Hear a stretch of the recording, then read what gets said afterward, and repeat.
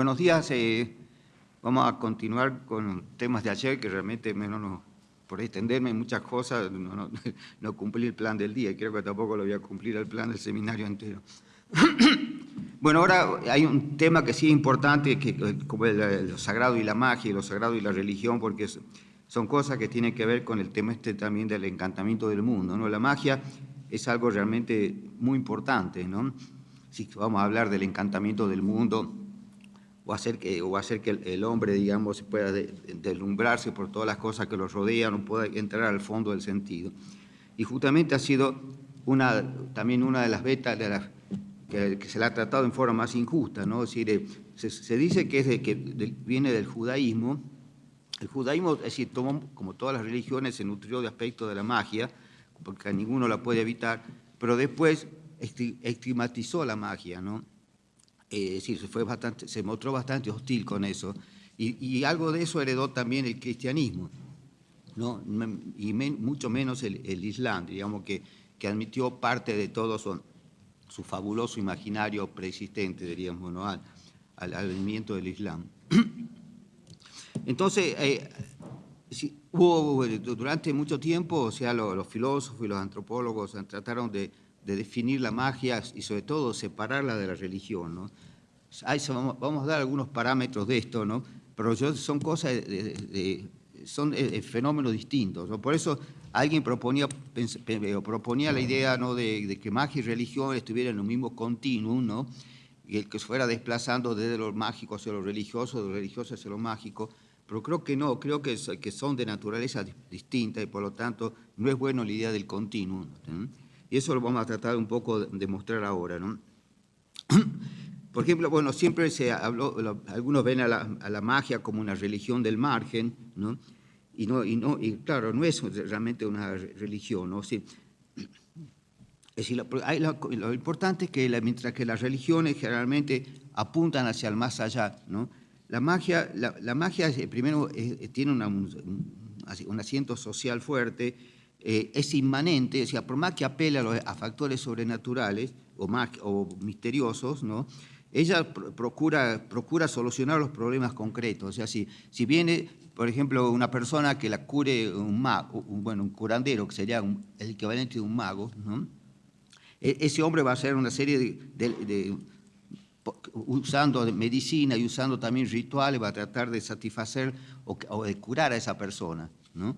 En cambio, la religión solo ofrece consuelo. Si uno está muy grave, le dice, bueno, alégrate que pronto vas a estar con Dios, ¿sí? Entonces, ese tipo de... y por lo tanto, por la inmanencia misma de la magia, lo pone cerca del arte, ¿no? Y también del mito y otras manifestaciones así del imaginario que llevan o conducen a lo maravilloso, ¿no?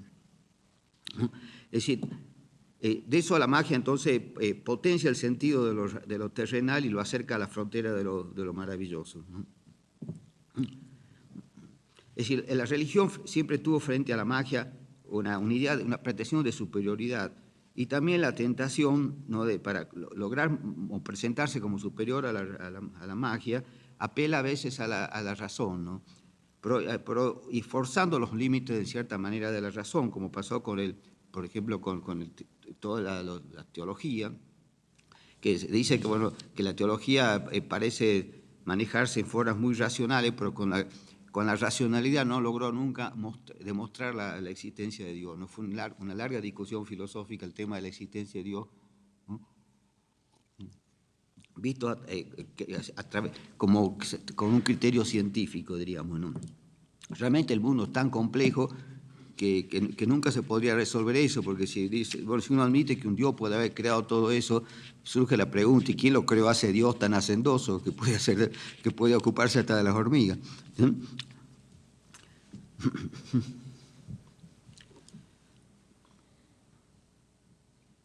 También, o sea, todas las discusiones filosóficas, teológicas o antropológicas incluso, no lograron establecer, diríamos, caminos separados, diríamos, ¿no? Marcel Mauss, que es un antropólogo francés, bueno, ya muerto, ¿no? Que él hablaba que tanto la magia como la religión se fundan en lo sagrado, ¿no? Por lo tanto, habla de lo sagrado el religioso y lo sagrado mágico, ¿no? De todas maneras, o sea, vemos que la magia, que las religiones apelan a la magia para hacer a veces creíble y potenciar sus signos, su discurso, ¿no?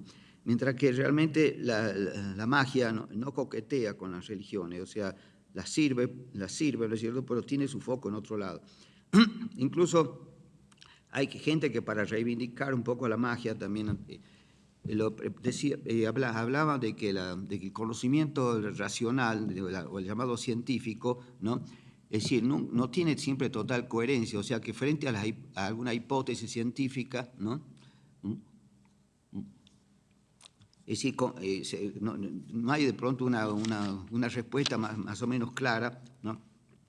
Y entonces lo que hacen de alguna manera es apelar a la magia, ¿no?, para poder sortear esos huecos de sentido que muestra la ciencia, ¿no?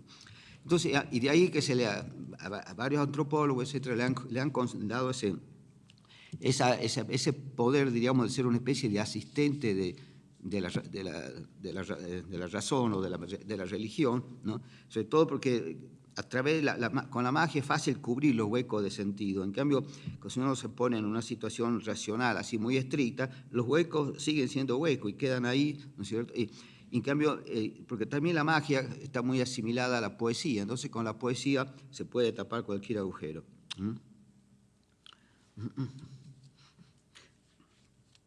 Entonces, siempre, por un lado, la religión quiso, ¿no?, legitimar sus símbolos por la vía racional, y de ahí todo el tema de la teología, etcétera, algo también que pasa en menor medida en el Islam, ¿no? Pero bueno, a la larga, qué sé yo, no dio mayores resultados, porque es decir, vimos ya que el hombre tiene dos brazos de conocimiento, ¿no?, el brazo analítico y el brazo, digamos, simbólico, ¿no?, la vía simbólica. Entonces, las vías son distintas porque cada uno tiene su especificidad, ¿entiendes? Entonces, no tiene caso llamar a la magia, que se la desprecia por un lado, llamar para que los ayude en otros terrenos donde la filosofía parece hacer agua o no pisar a fondo, ¿no? Porque cada uno, yo creo que tiene que convalidarse a través de sus propios mecanismos. Y la magia no apela a la razón para convalidarse, sino a la fuerza, de alguna manera, ¿no? En cambio, la religión siempre la usa, y la usa mal a veces, porque, por ejemplo, la usa para digamos, decir, dogmatizar, reprimir, ¿no?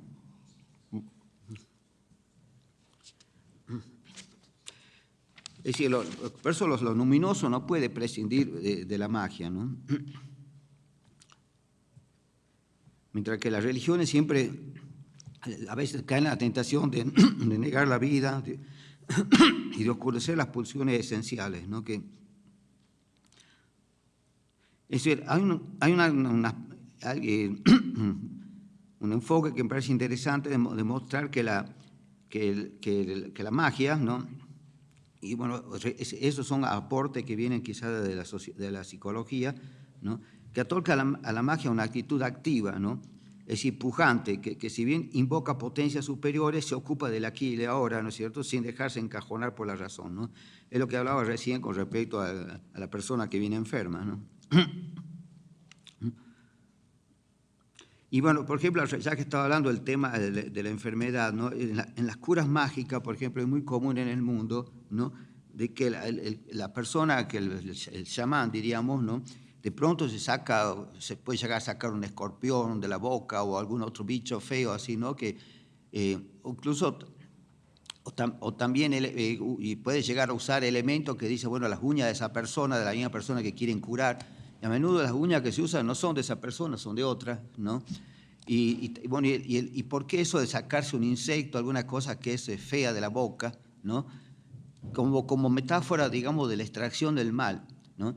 Por ejemplo, si ustedes alguna vez estuvieron enfermos, pero enfermos en serio, etcétera, ¿no?, se dan cuenta de que uno con la enfermedad uno lo aísla, ¿no? Es decir, si uno tiene mucha fiebre, por ejemplo, le parece que está afuera, que la vida sigue por ahí, que usted lo dejaron al costado, porque tiene fiebre y no puede pararse en la temperatura que tiene, ¿entiende? Entonces, ese sentimiento de exclusión, ¿no?, del conjunto social que se da con el enfermo, ¿no? Lo soluciona la magia por esa vía, ¿no? Entonces, a partir de eso, ¿no? Diríamos, de ese ritual, el ritual mágico, la persona se siente reincluida en esa humanidad, en esa sociedad del cual él mismo se siente segregado por su condición de enfermo, ¿no? Es decir, uno siempre tiene la idea, no sé, casi nunca tuve fiebre, pero sí, las pocas veces que me acuerdo de haberla tenido de niño, de adolescente, se sentía así como que quedaba fuera, ¿entiendes? Y uno envidia al que va, se levanta, va al trabajo, hace lo que tiene que hacer, ¿no? Y uno ahí, incluso si hay perspectiva de que uno pueda morirse, mucho peor, ¿entiendes? Entonces, eso también es importante, ¿no? Desde el punto de vista mágico, que la gente lo pone como ejemplo de superstición, ¿cierto? Pero lo mismo podría ser igualmente supersticioso, diríamos, un casamiento, supongamos, fastuoso, ¿no? Con iglesias, con himnos, con flores y con grandes vestuarios y grandes fiestas, etcétera, ¿no? Podría ser también, ¿por qué se hace todo eso? Bueno, si usted le dice que es para, digamos, para asegurar que ese matrimonio vaya a durar siempre, etcétera, ¿no? Entonces, decir eso no es científico, porque puede ser que se separen a los 2 meses, ¿entiendes? Entonces, ¿por qué sentido tiene eso? Tiene como propósito, ¿no? el hecho de que, primero, informar a la sociedad, un hombre o una mujer, ¿no? Informar a la sociedad, a la familia, a las amistades que ellos tienen, ¿no? De que han decidido fundar una familia y que en ese momento tienen todo el propósito de que sea para siempre, de poner hijos y hacer la cosa clásica de una familia más o menos bien constituida, ¿entiendes? Puede no ser así, ¿te das cuenta? Pero yo creo que ese acto de voluntad de comunicarlo es también un religarse, ¿no? Porque yo, ante mi familia, ante todos los presentes, yo me comprometo a hacer todo el esfuerzo que pueda, ¿no es cierto?, para cumplir ese objetivo. Entonces, desde el punto de vista, lo que podría parecer otra apelación a la magia, ¿no? No es tanto la magia, es un poco el sentido común, si se quiere, ¿entiendes? O sea, y la firmeza de la voluntad, de saber, en el rito el hombre siempre expresa digamos, su voluntad y el propósito de cumplir con esa cosa que está prometiendo. Es como una promesa frente a los otros, del cual, bueno, y cuando más rituales hay, el ritual creo que profundiza toda esa especie de contrato social que se quiere, ¿entendés? Porque en el fondo es un contrato social. Entonces vemos como la magia, ¿no es cierto?, siempre está rodeando la vida, potenciándola, ayudando, diríamos, a que la gente pueda cumplir con sus grandes designios, ¿no es cierto? Y cuando cae también lo ayuda a levantarse. La religión generalmente apelan el único remedio que tienen es el consuelo.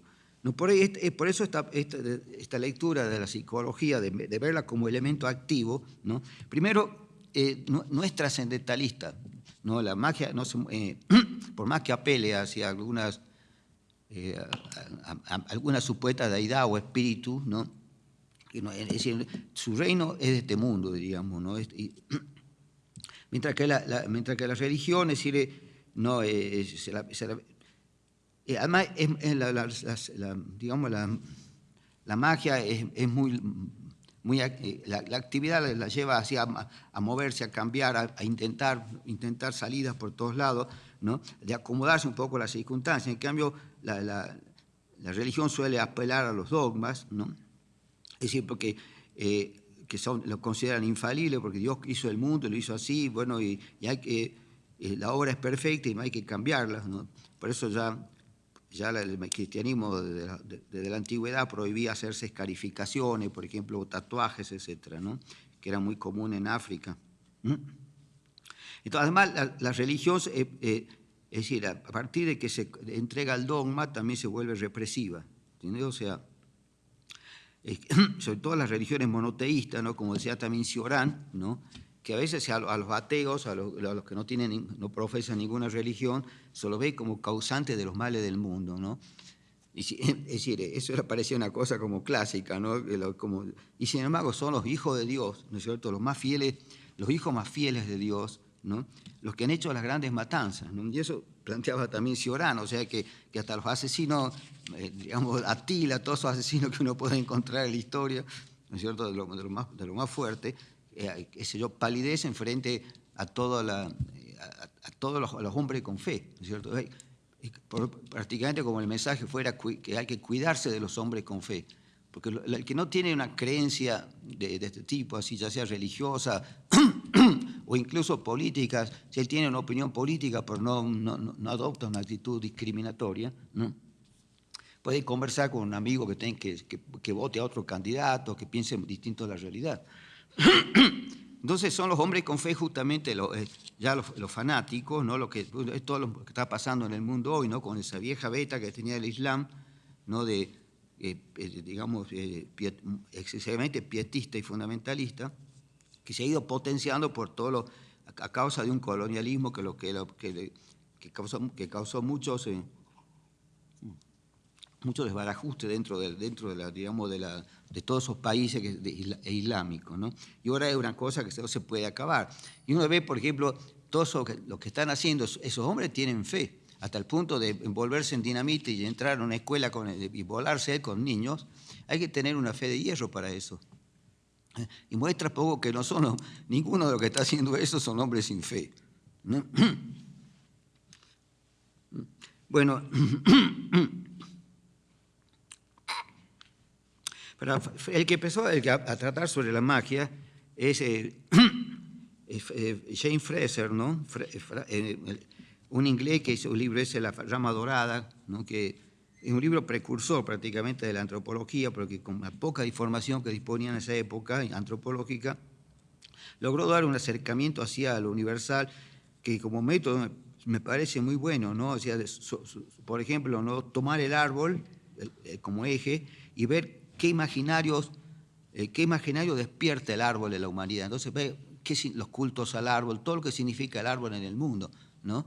Y así como eso va tomando los distintos momentos de la primavera, por ejemplo, ¿no?, cómo se celebra la primavera, cómo se celebran las distintas cosas, qué imaginario suscita cada una de esas cosas, y así se puede acceder, digamos, de una manera muy interesante a lo universal, ¿no?, porque uno va viendo realmente, ¿no?, rompe pronto el etnocentrismo, ¿no?, esa especie de anteojera que uno tiene, en el cual cree que las cosas que uno hace y tal como uno las hace es la manera más correcta, más racional y mejor, ¿entiendes? Y no, y si pronto ve a un japonés comiendo con palitos, le parece que está loco, que es un salvaje, ¿entiendes? Eso solo resorte un poco que juega digamos, el etnocentrismo, ¿no? Bueno, entonces Fraser, él hablaba de la magia, la dividía, ¿no?, en dos. Él tenía una actitud ambigua frente a la magia. Por un lado, la criticaba, pero por otro lado le reconoce méritos importantes, ¿no? Y él hablaba, bueno, primero de la magia de contacto o contagio, ¿no?, y mejor dicho, primero la magia simpática, ¿no? Se llama simpática porque, es decir, como elemento imitativo. Entonces, es decir, la idea de que lo semejante produce lo semejante, o sea, si yo realizo ciertas acciones, etcétera, similares a lo que quiero llegar, que sean conducentes, ¿no? Entonces, es decir, reproduciendo por lo general un acto paradigmático que se inspira en una imitación del fenómeno que quiero conseguir. Entonces, si eso falla de golpe, ayer les hablaba del caso del veneno, ¿no? Si eso falla, a veces no se lo adjudica primero de que los practicantes de ese rito no tienen la altura necesaria o tuvieron un error o han cometido alguna impureza, por ejemplo, porque todos estos ritos a veces tienen tabúes de que, por ejemplo, la semana antes no tienen que tener relaciones sexuales o no tienen que comer tal otra cosa, etcétera, ¿no? Bueno, entonces,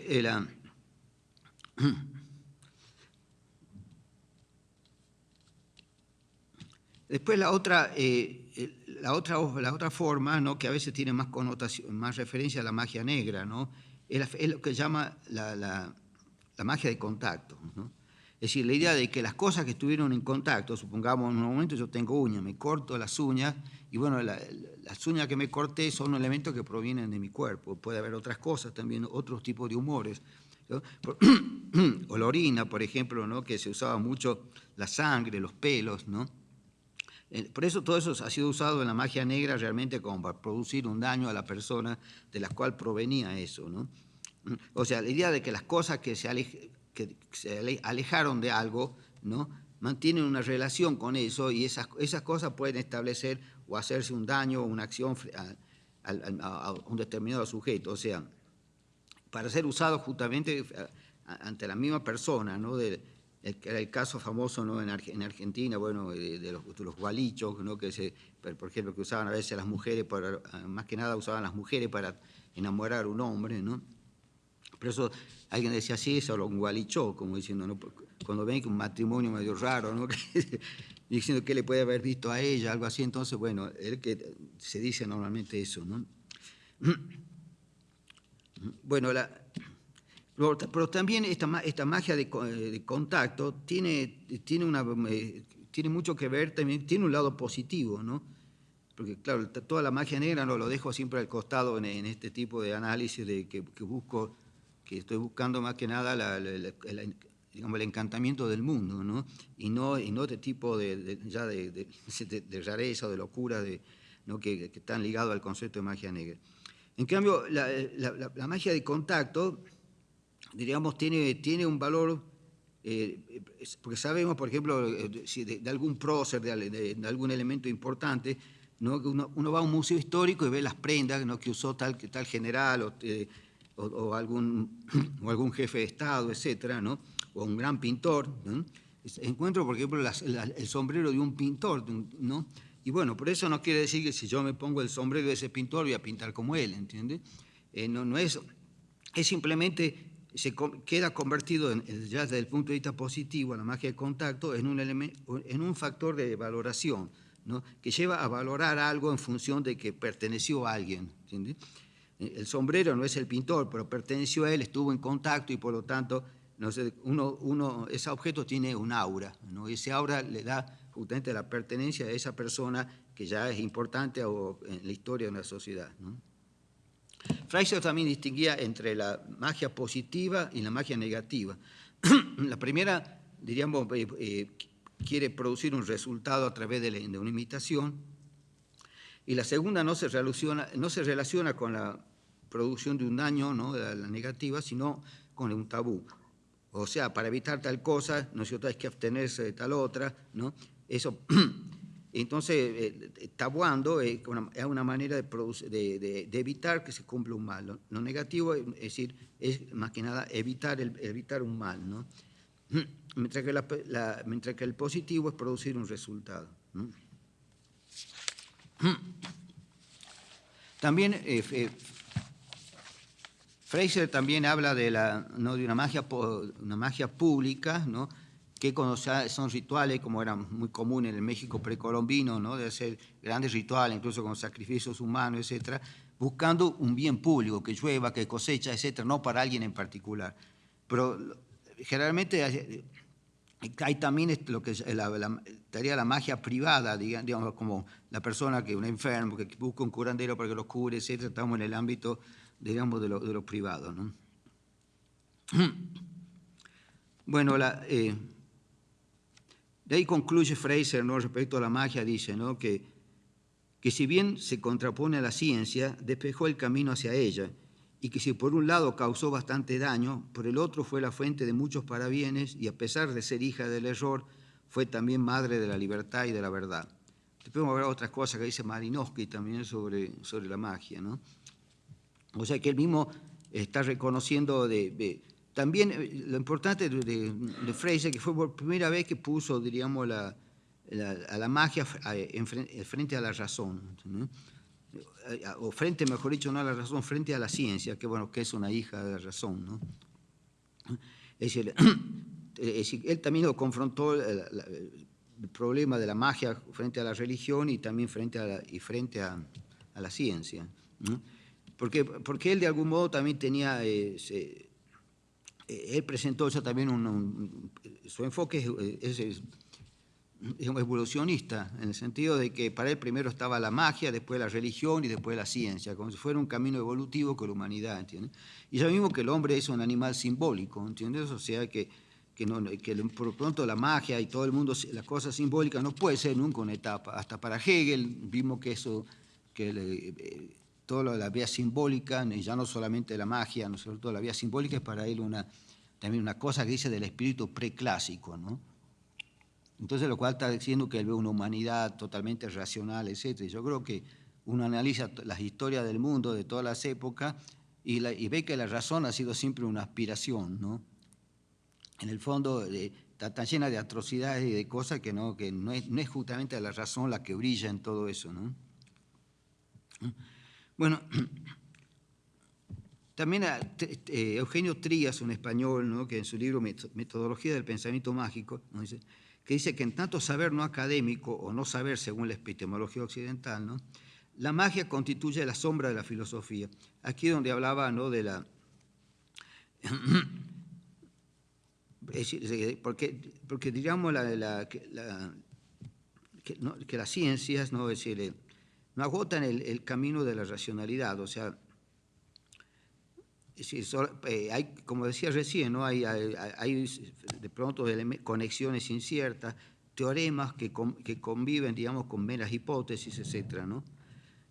Entonces, y así como hay seguridades, por el momento la filosofía y el pensamiento incluso más racional se mueven por un terreno de la ignorancia, por zonas que no están, que se la supone, ¿no?, pero que no están tan firmes. Un discurso puede tener mucha firmeza, pero no, es muy difícil que llegue a tener la total firmeza, ¿eh? Entonces, ellos decían que, como ya les contaba antes, ¿verdad?, incluso hasta el mismo Lévi-Strauss advierte, ¿no?, estos vacíos de sentido que tiene la ciencia y reconoce la cobertura que hace de ellos el pensamiento mágico. O sea que hasta Lévi-Strauss le asigna un papel, ¿no es cierto?, diciendo, operando en el nivel de la sensibilidad. Claro, el nivel de la sensibilidad, podemos decir que es el nivel de la poesía, de un sentido común, o en último instante podríamos decir de la sabiduría, ¿no?, para separar un poco el concepto digamos, de sabiduría, ¿no?, del concepto de ciencia. Sobre todo porque hoy en día, y era un poco lo que yo hago también, o sea, ¿no?, que hay toda además de lo que se llama antropología reflexiva, que eso, diríamos, la antropología de la antropología, ¿no?, de ponerse la antropología como objeto de estudio crítico y analizando sus propias prácticas, ¿no es cierto? Y también ya desde el punto de vista epistemológico, o sea, porque desde el positivismo, ¿no?, y ya con algunos otros antecedentes, es decir, se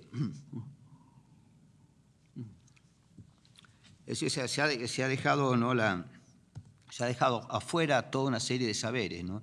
Como yo digo, quien ama la sabiduría, porque la filosofía significa eso, amor a la sabiduría, ¿no?, no puede, digamos, despreciar ningún saber, ¿no? Lo primero que es decir, el sabio, para ser sabio, el primer punto es ser humilde y saber que hasta la persona más humilde tiene algo que enseñarme, ¿sí? Si yo me niego a eso, ¿cierto?, ya de entrada estoy dejando de ser filósofo o de ser sabio. Entonces, generalmente la concepción basada un poco en el iluminismo, como vimos ayer, etcétera, y después las ciencias sociales, ¿no?, que se generan, han excluido casi todos los otros saberes. Son saberes como sospechosos y que se los liga también a toda esta vía simbólica, ¿no? Aunque de pronto vemos que hasta Lévi-Strauss, pese a su estructuración, etcétera, ¿no?, lo reivindica en algún momento, ¿no? Y cómo apelan, la critican a la magia, critican sobre todo las supersticiones, las llamadas supersticiones, que no lo ven simplemente como, puede uno verlo como una teatralización mágica, ¿no? Es decir, se lo puede leer como una forma de arte, incluso la superstición, sobre todo con la superstición ritualizada, porque hay otra superstición que es de la creencia, ¿no?, de tener o no una creencia determinada. Pero hay otra que esas creencias se ponen en escena, ¿no? Y bueno, eso es una ritualidad que cumple el mismo papel del arte, de las artes performativas, ¿no? Entonces, es que la sensibilidad es dentro de la línea simbólica, ¿no? Es muy importante el tema de la sensibilidad y que va a jugar también en lo que hablamos de lo maravilloso, ¿no es cierto? Porque hay gente, como hay otras personas que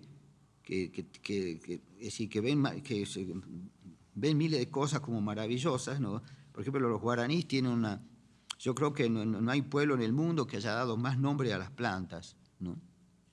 Entonces, todo lo que le sucede a las plantas, para ellos es muy, muy duro, ¿entiendes? O sea, lo verdaderamente trágico es ver que acaban los árboles, que rompen la selva y que ya no tienen dónde encender los fuegos, ¿no?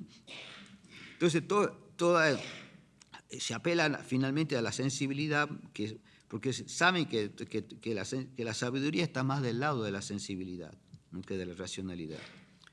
Entonces, bueno, esto de incluir, o sea, la epistemología del sur, ¿no?, como se la llama, ¿no?, esta revolución epistemológica, diríamos, no es contra la ciencia occidental, sino simplemente contra las pretensiones de la ciencia occidental. O sea, la llaman a la mesa para compartir la mesa, digamos, con todo, ¿no es cierto?, no sintiéndose superior o no, ¿entendés? Y, por ejemplo, y en la cuestión, digamos, y cuando ya se trata de escribir o de armar un discurso, ¿no?, un texto, entonces esta revolución epistemológica pasa como, por ejemplo, de pronto, ¿no?, yo puedo estar citando a Kant y después citar a los masái o a los guaraníes, ¿entiendes? Porque incluso otras cosas de los guaraníes que son semejantes a lo que planteaba Hegel, ¿entiendes? Entonces, ¿por qué no? ¿Entiendes? O sea, uno a través de refranes, uno lee refranes de África, por ejemplo, tiene una sabiduría implícita ahí, ¿no es cierto? Una sabiduría más ligada a la vida, pero a menudo también que llegan a ciertos puntos de abstracción también, ¿eh? Entonces, y que perfilan bien un problema con muchísima claridad, ¿no? Entonces, ¿por qué esos saberes tienen que estar fuera, ¿no?, fuera de lo que se considera el científico? O sea, si yo no cito, y sobre todo, ¿no?, el tema, que incluso lo que me acuerdo lo conversaba el año pasado con Ticio Escobar, ¿no?, que había hecho una cosa y le había dedicado un montón de tiempo y cosa a Benjamin, ¿no? Y yo hablaba, bueno, de que por qué citaba a tanto autor europeo de moda, ¿no?, como haciéndole una crítica, ¿no? Bueno, una crítica que yo también podría hacérmela a mí, realmente, ¿no? Porque me dice, bueno, sí, nosotros, digamos, tenemos mucha fuerza o cosas fuertes con la literatura en otros terrenos, pero es cierto, diríamos, que no tenemos la cantidad de filósofos, o sea, de teóricos, ¿no?, como los que ha desplegado realmente Europa a través de la filosofía, de la antropología y otros terrenos, ¿no? Es decir, eso es una cuestión parte innegable, ¿entiendes? Entonces, por más americanista, lo que sí, desde una mirada latinoamericana, es decir, como la que yo trato de tener siempre, ¿no? Es decir, yo nunca tomo ninguna teoría entera, así como que viene con el moño, ¿entiendes? O sea, pero sin embargo, es lo que a veces yo le llamo un poco el picoteo, ¿no? El picoteo puede pasar tomar un elemento que incluso a veces puede llegar a invertirlo, o tomo ese elemento al solo efecto de mostrar que las cosas no es así, ¿entiendes? Entonces eso es como que que te ayudan en parte a pensar, y no es un sometimiento a ningún sistema de pensamiento, sino directamente, ¿no?, es eso, ¿no?, de tomar cosas sueltas y resemantizarlas para insertarlas digamos, en una teoría que quieres hacer, ¿entiendes? Es decir, sobre todo, bueno, pongamos la teoría de la liberación o las teorías de la liberación, ¿entiendes? O sea, bueno, lógicamente uno va a ir a muchos autores occidentales, pero también puedo a la par de eso ver cómo han sido las formas de liberación y los mecanismos, ¿no? Es decir, movimientos milenaristas, ¿no?, que han existido así entre los pueblos indígenas, por ejemplo, ¿no?, como una forma de sacudirse, ¿no?, la dominación. Porque hay un movimiento que hubo en el Perú, ¿no?, en la época del virrey Ceballos, en el cual movimientos mesiánicos que decían que había que desprenderse de todo lo que habían traído los españoles, absolutamente de todo. ¿Se da cuenta? Una cosa así hiper radical, diríamos, ¿no?, para volver, digamos, a lo que habían sido antes de la invasión, ¿no? Entonces, bueno, todo está... bueno, ya me estaba yendo para otro lado. entonces vamos a ir a ver ahora esto que te está hablando de Trías, ¿no? Que él le da el papel de ser la sombra de la filosofía, ¿no? A raíz de que la filosofía, etcétera, no agotan la racionalidad, siempre quedan puntos así sueltos, como le decía recién. Estaba hablando también del papel que juega la sensibilidad, y dentro de la sensibilidad está lo mágico, ¿no? Porque como va a ver luego, a medida que tengamos tiempo también, o sea, ¿no? el territorio de lo suprasensible, ¿no? Es un territorio hecho para la gente con sensibilidad, ¿sí? El que no, y porque esa tierra también es lo mismo que esa tierra de nadie de que les hablaba antes, ¿no? Ayer, ¿no? O sea, la va a percibir la gente muy sensible, porque esa zona incluso, ¿no? Es una zona de frontera, ¿no? Es decir, en cualquier lado de esa zona es tierra de nadie, puede haber conductos, elementos, ¿no? Que a mí me lleven realmente hacia otro mundo, ¿no? Y a veces son viajes que se hacen de ida y vuelta, ¿no? Es decir, como los chamanes, por ejemplo, que hacen vuelos mágicos para traer cosas, etcétera, ¿no? Caen en el trascendentalismo, ¿no? Porque se trasladan a otras esferas de la sensibilidad, ¿eh? Pero generalmente la diferencia está que mientras que el místico quiere evadirse de la sociedad, el chamán no, el chamán quiere curar a alguien o ayudar a su comunidad, por ejemplo, trayendo elementos de algún viaje astral, ¿entienden? ¿No? Siempre lo hace con un sentido de afirmación de la tierra, no de negación, ¿no? Son vuelos, pero que son vuelos que están al servicio de la horizontalidad fraternal, diríamos, y no de elevación hacia la altura, ¿no? Sí, porque una de las cosas que he visto, ¿no? Es decir, que veo que hay mucha semejanza con África también, es esto de la terra, diríamos, de la línea horizontal, horizontalidad, diríamos, ¿no? de pensamiento, en el cual no se deja, que a veces cuando hay la dimensión de la altura, muy raras veces, ¿no es cierto?, cae en lo que podríamos llamar ideología ascensional, ¿no? Que es aquello que concibe la realidad en categorías, y el que está más alto se supone que es superior al que está más bajo. Entonces, toda una transferencia hecha especialmente por Occidente, ¿no? de privilegiar esa es una de las tres dimensiones del espacio, ¿no? De llenarla de ideología, en el sentido de que nosotros las tenemos totalmente incorporadas. Nos parece que el jefe es el que está encima, que está por arriba, que nos está pisando la cabeza en cierta manera. ¿Y por qué no pensar que el jefe está en la misma tierra que estamos nosotros, que también tiene su mujer, se agarra su auto, se va a su casa, ¿no es cierto? No está en ninguna torre, ¿entiendes? Pero eso incluso hasta el ballet clásico europeo es todo un culto hacia lo sublime, qué sé yo, ¿no? Y continuamente están las bailarinas saltando hacia arriba, ¿no? Entonces, por eso que algunas también desde la danza moderna criticaban toda esa cosa, como sobre todo el ballet clásico, como una reminiscencia así, de burguesa, que se bailaba todo para los reyes y los grandes señores, ¿no? Isidora Duncan, por ejemplo, escribió peste sobre el ballet clásico, porque ella ponía el cuerpo realmente como algo expresivo, ¿no? y humano, ¿no? El otro es una evasión hacia algo indeterminado. Decía, bueno, eso que le gusta un poco a la burguesía, ¿no? Hacer gestos que no van a ningún lado. Entonces, de ahí...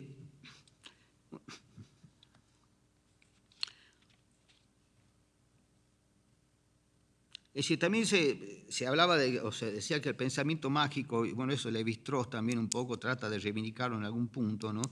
Junto con al hablar también del tema del mito, ¿no? Que él ve que tienen algún tipo de organización, diríamos, ¿no? O sea, de cierta lógica, ¿no? Pero planteando que siempre que la magia, diríamos, se mueve a nivel inconsciente, ¿no? Mientras que la ciencia produce su estructura a nivel consciente, ¿no? Es decir, la ciencia es un pensamiento abstracto de pretensión universal, mientras que el pensamiento mágico operaría, digamos, en casos concretos, aplicables a realidades muy específicas, ¿no? Aunque yo no veo por qué, ¿no es cierto?, cerrar la universidad a la magia, ¿no? cuando la magia de por sí es más universal que todo pensamiento racional, diríamos, analítico. Porque por empezar, bueno, si rompemos el concepto de razón con mayúscula y nos vamos hacia el terreno de la racionalidad, que nos está designando más bien un problema valorativo, ¿sí? ¿Cuáles son los esquemas o jerarquía de valores de esos pueblos? ¿No? Ahí caemos en una, diríamos, en una especie de caos, no de caos, pero sí de una gran dispersión, porque cada pueblo tiene esquemas de valores distintos. Entonces, mientras que la magia va a funcionar en todos lados, ¿no? Con criterios más o menos semejantes, ¿no? La razón, cuando se despliega así, o despliega sus racionalidades, ¿no? Es decir, no carece de esa universalidad, ¿no? Por eso este Eugenio Trías consideraba el pensamiento mágico, ¿no?, como un conjunto de signos flotantes, ¿no? Algo así como de significantes que andan a la casa de significados, ¿no? Es decir, hay momentos en la vida política, social, etcétera, que se produce un gran malestar y es como que estuviera reclamando algún sacrificio. Supongamos, hay una sociedad que está comida por la corrupción. Y de pronto entonces se crucifica a algún corrupto, ¿no? Y entonces ya hay como una especie de descargo, ¿no? Uno se siente que, ¿no?, que le quita poco, por lo menos en parte, todo ese sentimiento de frustración, porque justamente el robo es una cuestión que en todas las sociedades es lo que más destruye el etos social, ¿no? Si somos 40 y los 40 nos andamos robando entre nosotros, ya eso ya no deja de existir como grupo social, diríamos, ¿no? Entonces también se decía que digamos, la magia sería como un discurso totalizador sobre objetos, ¿no?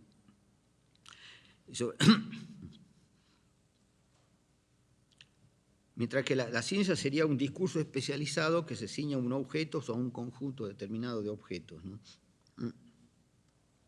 Entonces, bueno, por la función, más allá de los coqueteos que se hacen desde el lado de la razón, ¿no?, frente a la magia, y de verla, incluso de llamarla en auxilio para dar mayor credibilidad a las composiciones teóricas, ¿no? La principal función de la magia es encantar el mundo.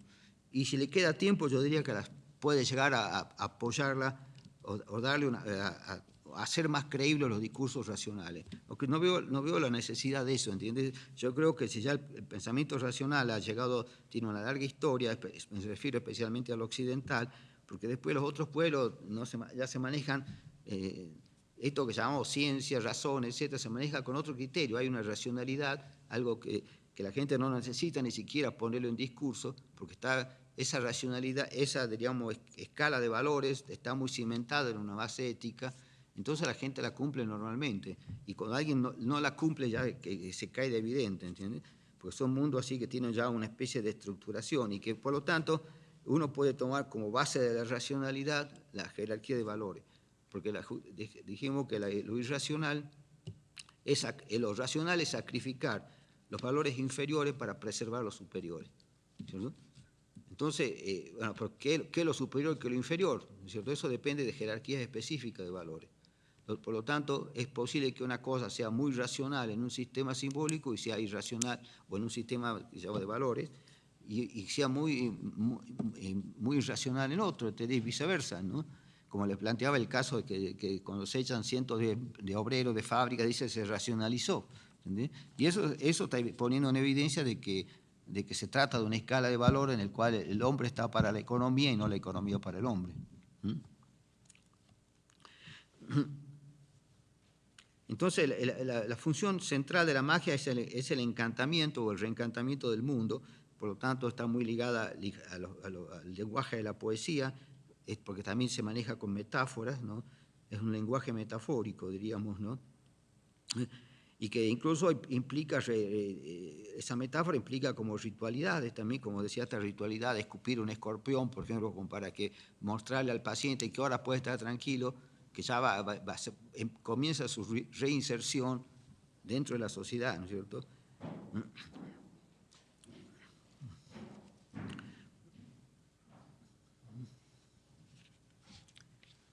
Entonces, por además al contribuir a esa razón, ¿no? Que posa de científica, ¿no? De ciencias sociales, ¿no? Es decir, se podría decir que la magia está contribuyendo con el enemigo, ¿no?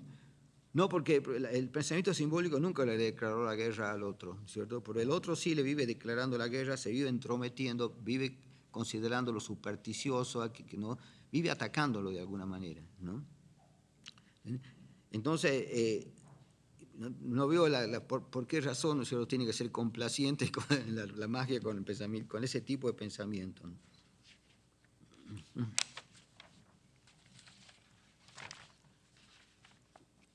Bueno, también, a ver, Malinowski decía que, ¿no? Bueno, que la palabra magia sugiere un mundo de posibilidades inesperadas y misteriosas. Sí, cuando uno dice algo mágico, ¿no? En la vida común, es decir, en el lenguaje común, ¿no? Es decir, sugiere un mundo de posibilidades inesperadas y misteriosas, dice, aún entre quienes no comparten el anhelo por lo oculto, ¿no? Parece atesorar la quinta esencia de la sabiduría del hombre arcaico, ¿no?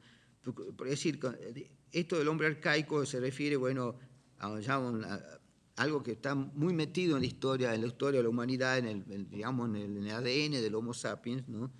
Y que, bueno, además no es una cosa a eliminar, porque sería que el día que se elimine la magia, ya no sé qué va a quedar de la especie humana. Entonces, la que al remitirnos a nuestros remotos orígenes despierta en cada uno de nosotros fuerzas mentales escondidas, rescoldo de esperanzas en lo milagroso, creencias adormecidas. Los testigos de la fuerza de la palabra magia, sino también de otras que están ligados, como por ejemplo, ¿no? El hechizo, ¿no? El encantamiento, el embrujo, ¿no? El hechizo, etc., ¿no? Son verbos o sustantivos que nos están dando cosas así que ya de por sí son estimulantes, ¿no?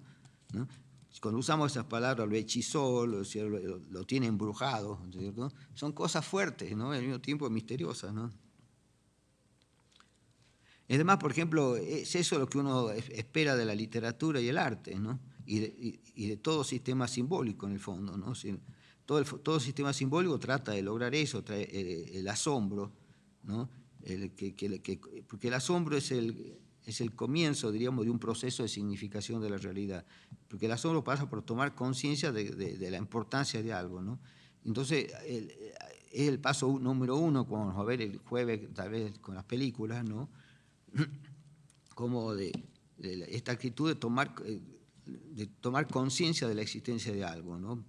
Porque uno puede pasar a veces 500 veces frente a un árbol que está en el barrio de uno y no le da bolilla, pasa nomás, ¿no? Y un día, por X motivo, porque el árbol floreció o pasa algo, o un pájaro estuvo cantando en su ramaje, uno se queda a mirarlo y de pronto se da cuenta que ese árbol es maravilloso, ¿entiendes? ¿Y por qué no se dio cuenta las 500 veces que pasó antes? ¿Entiendes? Una cosa muy extraña, ¿no? Sobre todo que es un cuestionamiento del concepto de percepción, ¿entiendes? Porque nosotros queremos percibir de pronto, pero si yo necesito pasar 500 veces para darme cuenta de la importancia de un árbol, quiere decir que tengo una percepción muy pobre, ¿entiendes? ¿Por qué no estamos siempre percibiendo? Y no es una cosa que me pase a mí, creo que les pasa a todos. Uno tardará más o menos, o de acuerdo también a los intereses, pero no, a mí hay cosas que sí me interesan, supongamos una casa que tenga un frente viejo, con un estilo determinado, o que sea muy pobretona, en medio de hay lugares donde hay muchos rascacielos, una casa pobretona, así que se mantiene todavía con todo el encanto de la época casi precapitalista, ¿no?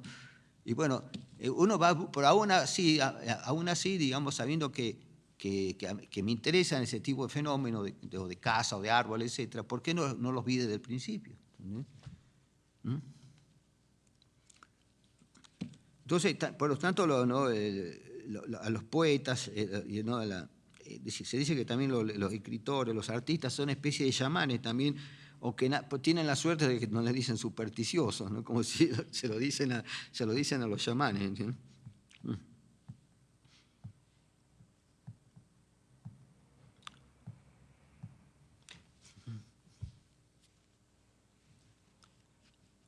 Bueno, siempre se tiende también a relacionar la magia con el inconsciente, y bueno, mientras que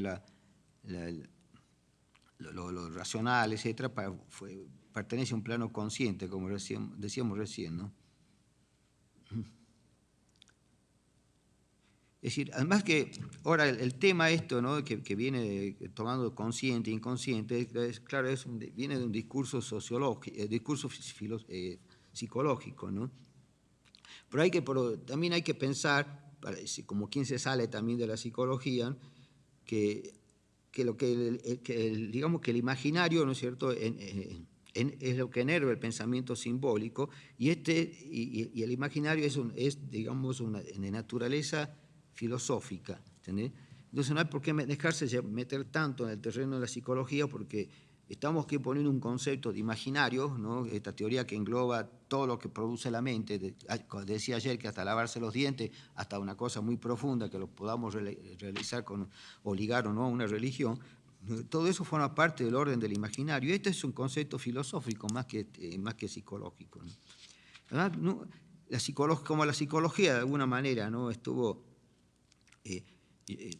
estás, digamos, bastante ligada a todo el pensamiento de Freud, del inconsciente, etcétera, ¿no? Aquí en México he visto, con la época que yo vivía, varios ensayos que se escribían tratando de hacer una aplicación estricta, ¿no?, de toda, al caso, al descifrar los mitos, ¿no? Empezar a ver el complejo de Edipo y de estos los mitos, como forzando un poco la mano, ¿entendés? Me acuerdo de una vez que di una conferencia ahí en un centro también de una institución importante de psicología que hay en Buenos Aires.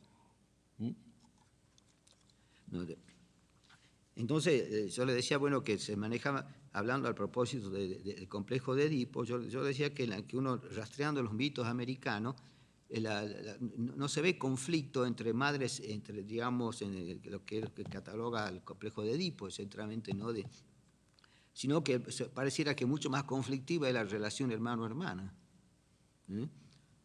U otros tipos de parentesco, como que entra como los primos cruzados, etcétera, ¿no?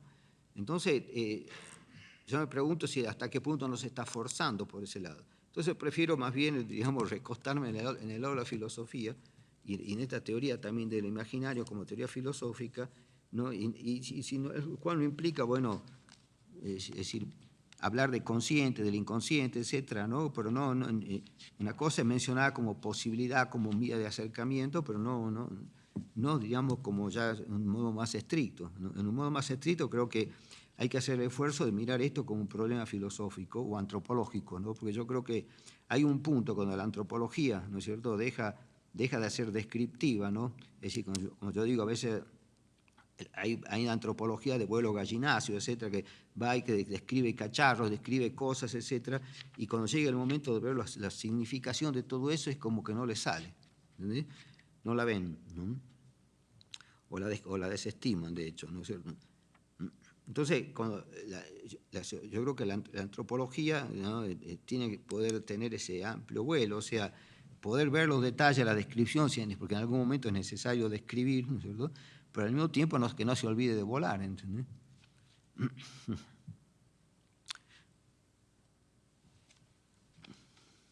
Entonces, toda esta antropología reflexiva, ¿no?, que ligada a la epistemología del sur y todo eso, ¿no?, quiere desmontar, ¿no es cierto?, toda la autolegitimación que instituyó Occidente, ¿no?, porque ellos realmente crearon la ciencia social y no veo que haya habido un congreso mundial para convalidar esos métodos, esos enfoques, ¿no? Y si hubo esos congresos, ¿a quién nos invitan de pronto? A un tipo de la India o de la China que estudió en una universidad ya bajo la influencia occidental.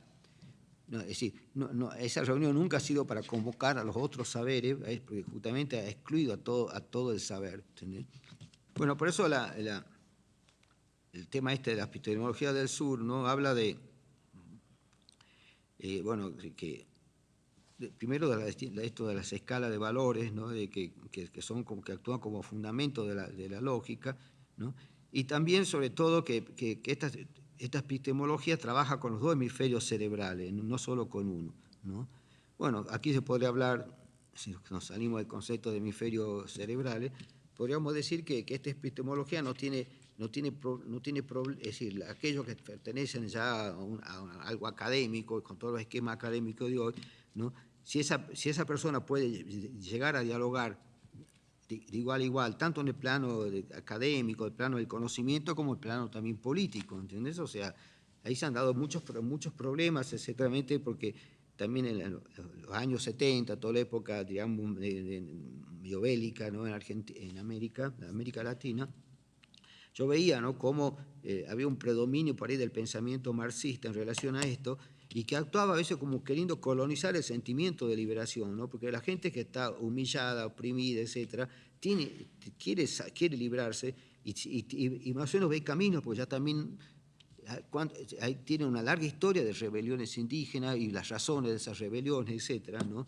Pero parecía ser que si uno no leía todos los clásicos marxistas no tenía derecho a abrir la boca, ¿entendés? Eso se vio claramente, ¿no?, en ese momento, y es también para el caso lo mismo, ¿entendés? O sea, porque esa incapacidad de pronto de la autoproclamada ciencias sociales, que de algún modo se unía al marxismo también como ciencia, ¿no?, visto como ciencia, nosotros para poder entender las razones de los pueblos, incluso hasta pensando que esos pueblos no tienen capacidad de liberarse por sí mismos, sino tienen que ser liberados, ¿entendés? Y eso de plantear que el tema digamos, de que uno tiene que ser el objeto de una acción ajena, ya es un esquema colonial, por más que venga planteado como digamos, discurso liberador, ¿entiendes? De ahí, bueno, que frente a eso escribí un libro que se llama justamente La hora del bárbaro, entre comillas, base por una antropología social de apoyo, donde defino toda una antropología alternativa, diríamos, ¿no? Y es decir, el papel del antropólogo o de cualquier persona que vaya a ayudarlo no pasa por tomar decisiones, sino de acompañarlo en el proceso. No.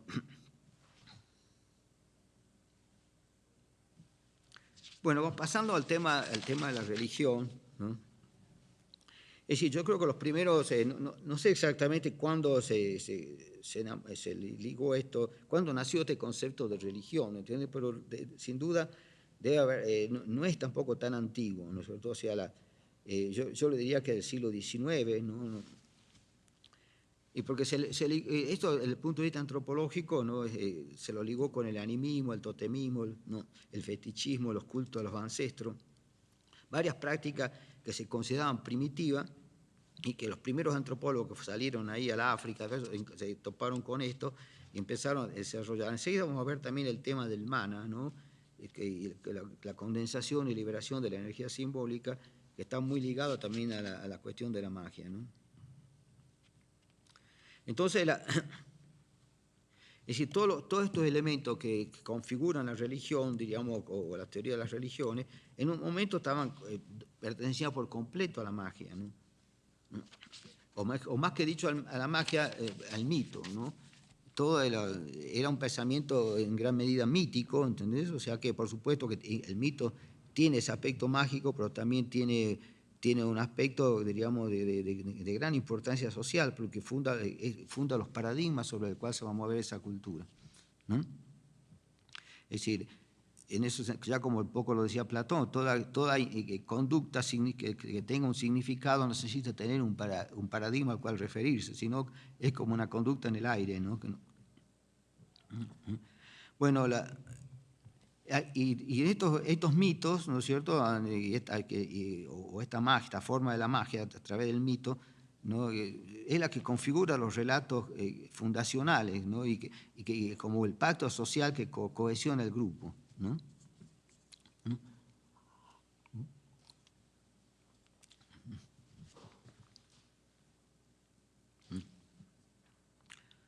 Bueno, es decir, entonces estas experiencias, ¿no?, empezaron claro, a generar ya el trabajo antropológico, ¿no?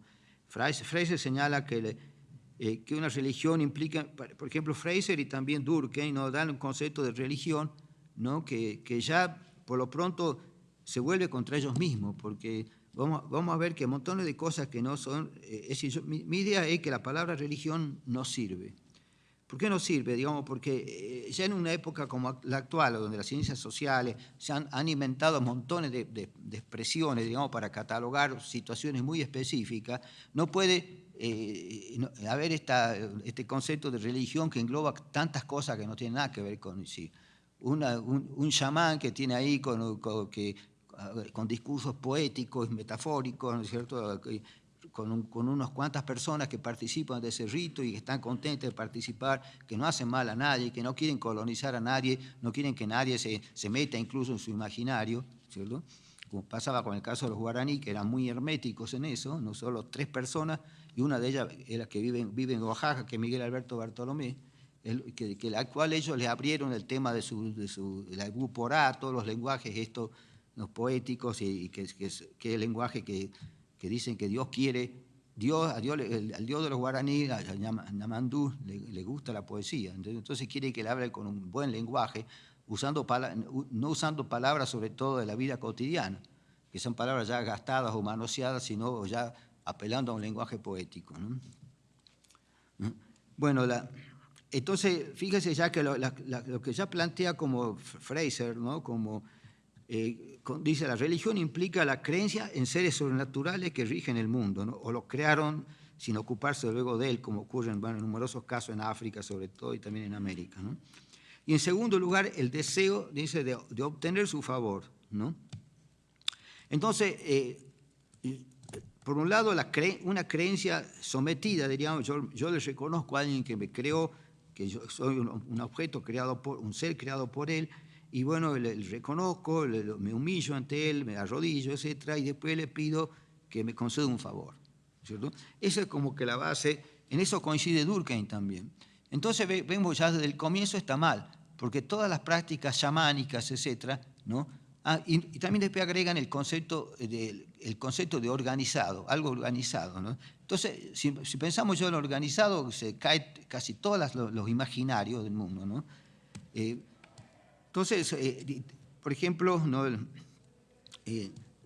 hablaba de casi todas las religiones, el madeísmo, el budismo, ¿no? Es decir, el shintoísmo, son toda una serie más que nada que son sistemas morales, sistemas que quieren guiar hacia una vida más o menos santa, positiva, etcétera, ¿no? Y que nunca, por ejemplo, el budismo nunca se planteó el tema de la trascendencia, por ejemplo, ¿no? Y menos el tema de una deidad, ¿entiendes? Entonces, ¿cómo puede ser religión? ¿Entiendes? ¿Y cómo podemos, te digo, también llamarle religión ese altarejo, como decía ayer, del guaraní, ¿no?, que tiene, y que en el Opi, que es como un templo hecho con hojas así de palmeras, ¿no?, pero largo, quizás largo como este salón, ¿no es cierto?, donde ellos bailan, etcétera, ¿entiendes? Entonces, eso no, la palabra religión, y sobre todo sabiendo que, por ejemplo, vemos qué pasa hoy con el Islam, las matanzas que se están armando alrededor, como esto que denunciaba Cioran, etcétera, todas las matanzas también hechas por el cristianismo, las noches de San Bartolomé, que son en Francia, que salieron de noche a degollar a tipos que pensaban que tenían, porque no tenían la misma concepción de lo de, es decir, como, bueno, una especie de pequeño cisma, ¿no?, dentro del cristianismo, ¿no? Entonces, yo creo que lo más importante en este caso, ¿no?, lo más científico, ¿no?, sería partir de imaginarios sociales, ¿no?, que también al cual los individuos no lo aplican en forma mecánica, sino que lo reelaboran. También cada uno hace la religión un poco, o digamos, no la religión, usa ese sistema social compartido, digamos, interpretándolo, ¿no? Hasta ahí, hasta la viejita más humilde, cuando va al templo, también a ese discurso colectivo lo convierte en un discurso individual, le habla a la Virgen o al Santo como si estuviera hablando con un amigo, ¿entiendes? Y a veces no se está fijando si es ortodoxo o heterodoxo todo lo que está pidiendo o haciendo, ¿entiendes?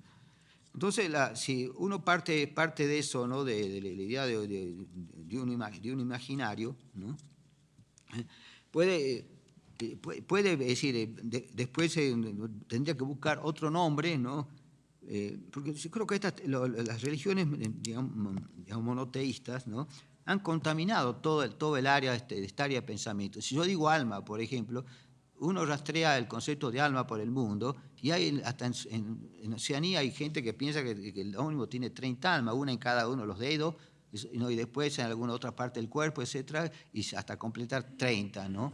Y cada una de esas almas, algunos se mueren con la muerte del individuo, otros sobreviven, o sobreviven un tiempo más y después se mueren, algunos llegan a ser verdaderamente inmortales, ¿eh?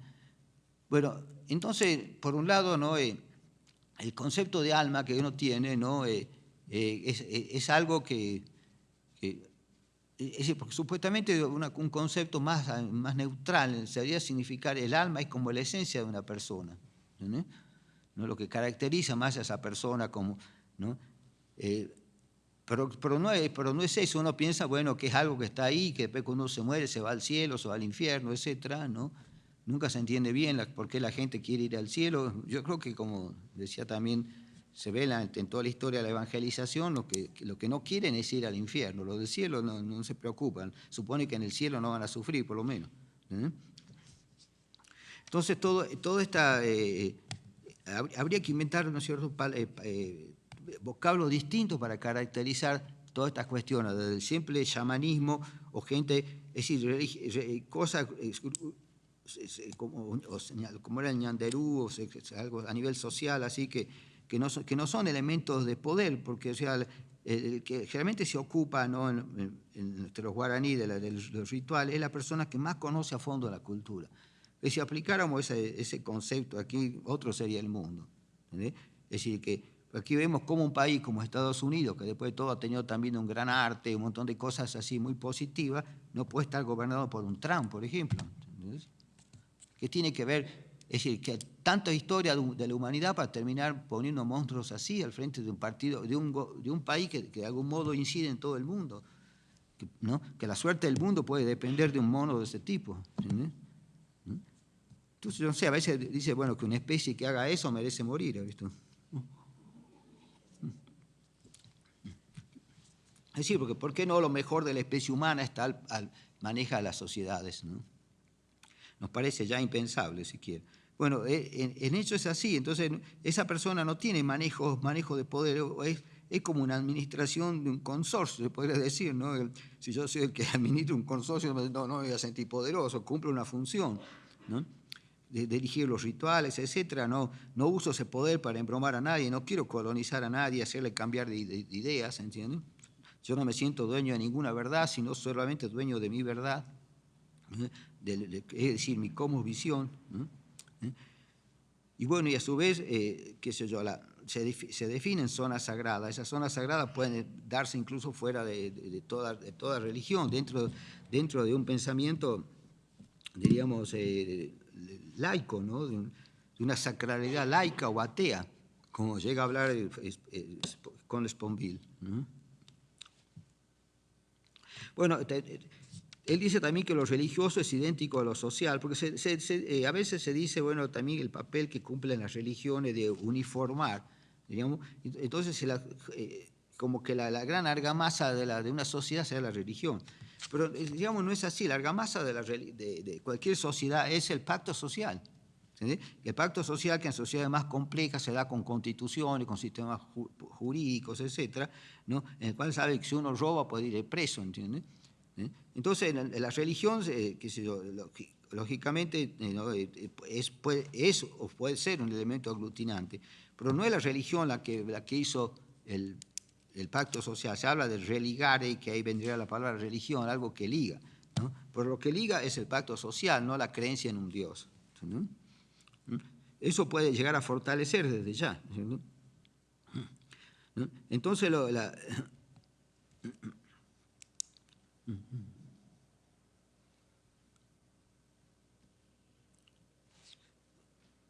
entonces el hecho, por ejemplo, de un poder como el Vaticano o el Islam, etcétera, bueno, ¿no? de que tienen grandes jefes con poder político, etcétera, no se puede homologar ese tipo de construcciones simbólicas, ¿no? Diríamos, con de estas comunidades que son las que hay en la mayor parte del mundo, comunidades que tienen su sistema, su mundo mágico, su mundo simbólico, diríamos, sus valores, y entra en esa danza de los valores, ¿entendés? ¿No? Bueno, en el cual hay seres sobrenaturales que de algún modo sirven para encantar el mundo. Fíjese, por ejemplo, todo el mundo afroamericano o africano, ¿no? Con el candomblé, todas esas cosas como se ve en Bahía y también hasta en Estados Unidos, bueno, que hay, ¿no?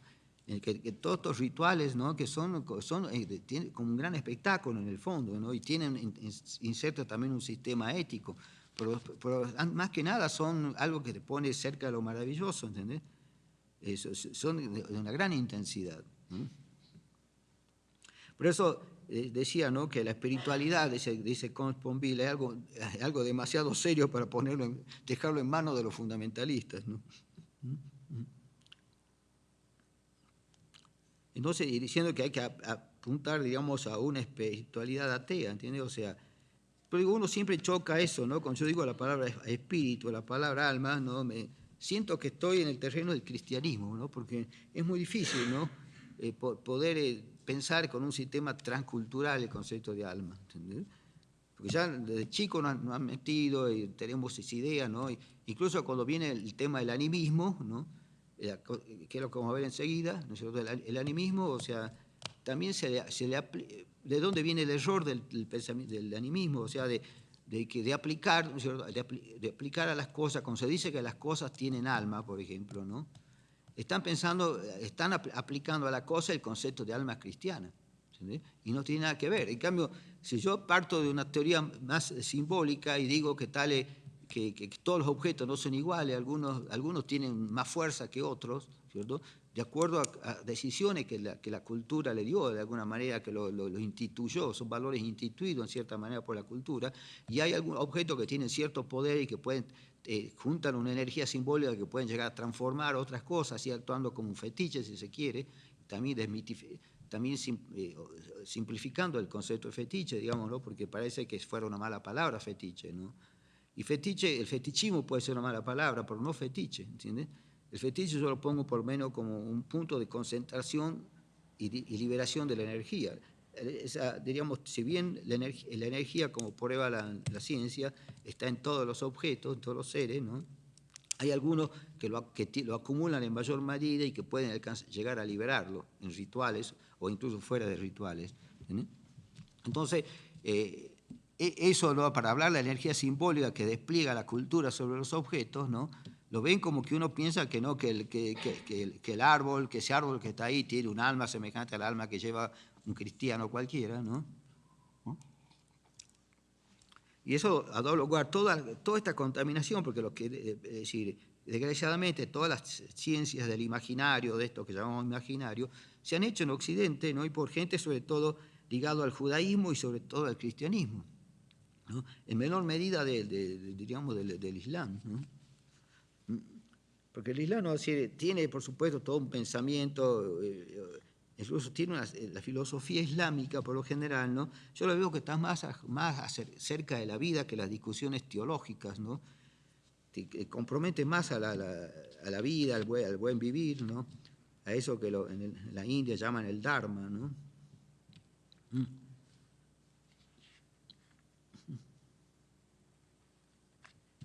Entonces, justamente, bueno, es lo que decía también Comte-Sponville, ¿no? Hablando de la espiritualidad teos, ¿no? Sacralidad laica, ¿no? En el cual dice que no se necesita una religión para religar, porque ya viene religada por el pacto, por el etos social, que es fruto a su vez de un pacto social. Entonces, incluso se decía que, bueno, en la vida de Buda y en todos sus discursos, etc., nunca resulta muy dudoso que haya usado conceptos como lo sagrado, lo sobrenatural, trascendente, etc., ¿no? Es decir, no entraban dentro de su prédica, digamos, ¿no? Ni nada que pueda llamarse como algo semejante, ¿no?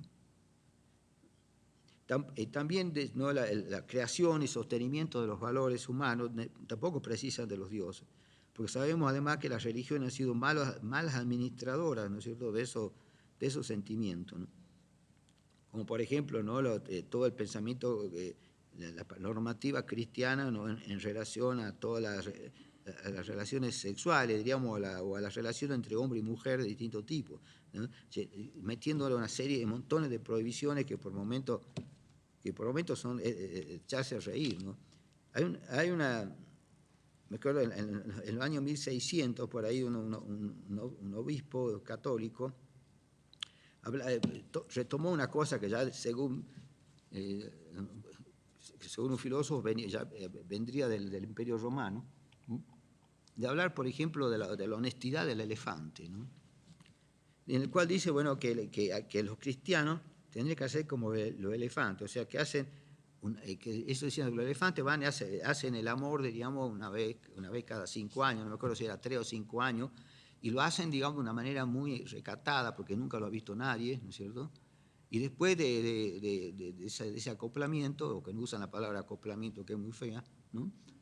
Dice que se van al agua a purificarse, empieza a purificar. El elefante le gusta el agua, y si tiene un charco se mete, ¿no? Pero dice que ellos lo hacían con el interés de purificarse, y dice, una vez que se purificaron, ¿no es cierto?, entonces se reintegran al rebaño, ¿no? Y que pasarán 3, 5 años más haciendo vida cristiana, digamos, sin... Bueno, creo que Benjamin comenta un poco este caso, ¿no?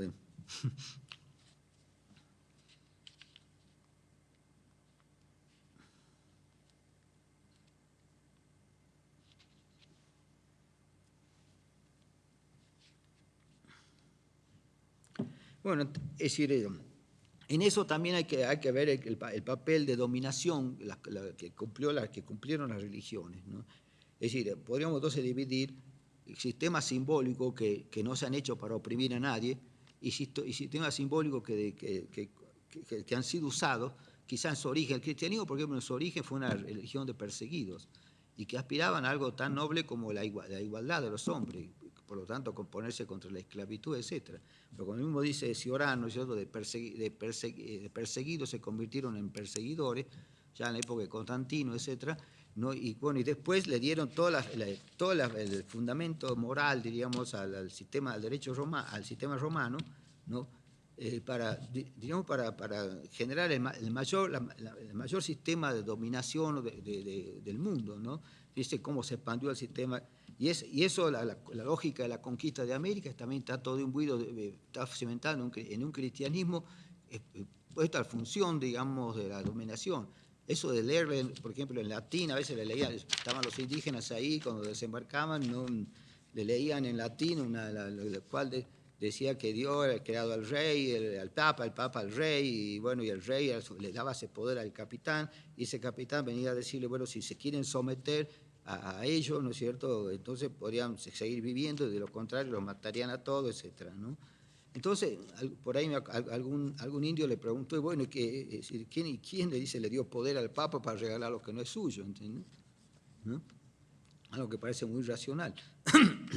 Entonces, ¿cómo poner en el mismo saco, diríamos, ¿no?, a religiones que han sido muy conniventes con la dominación? Yo creo que casi ninguna en el mundo ha sido tanto como el cristianismo, ¿no?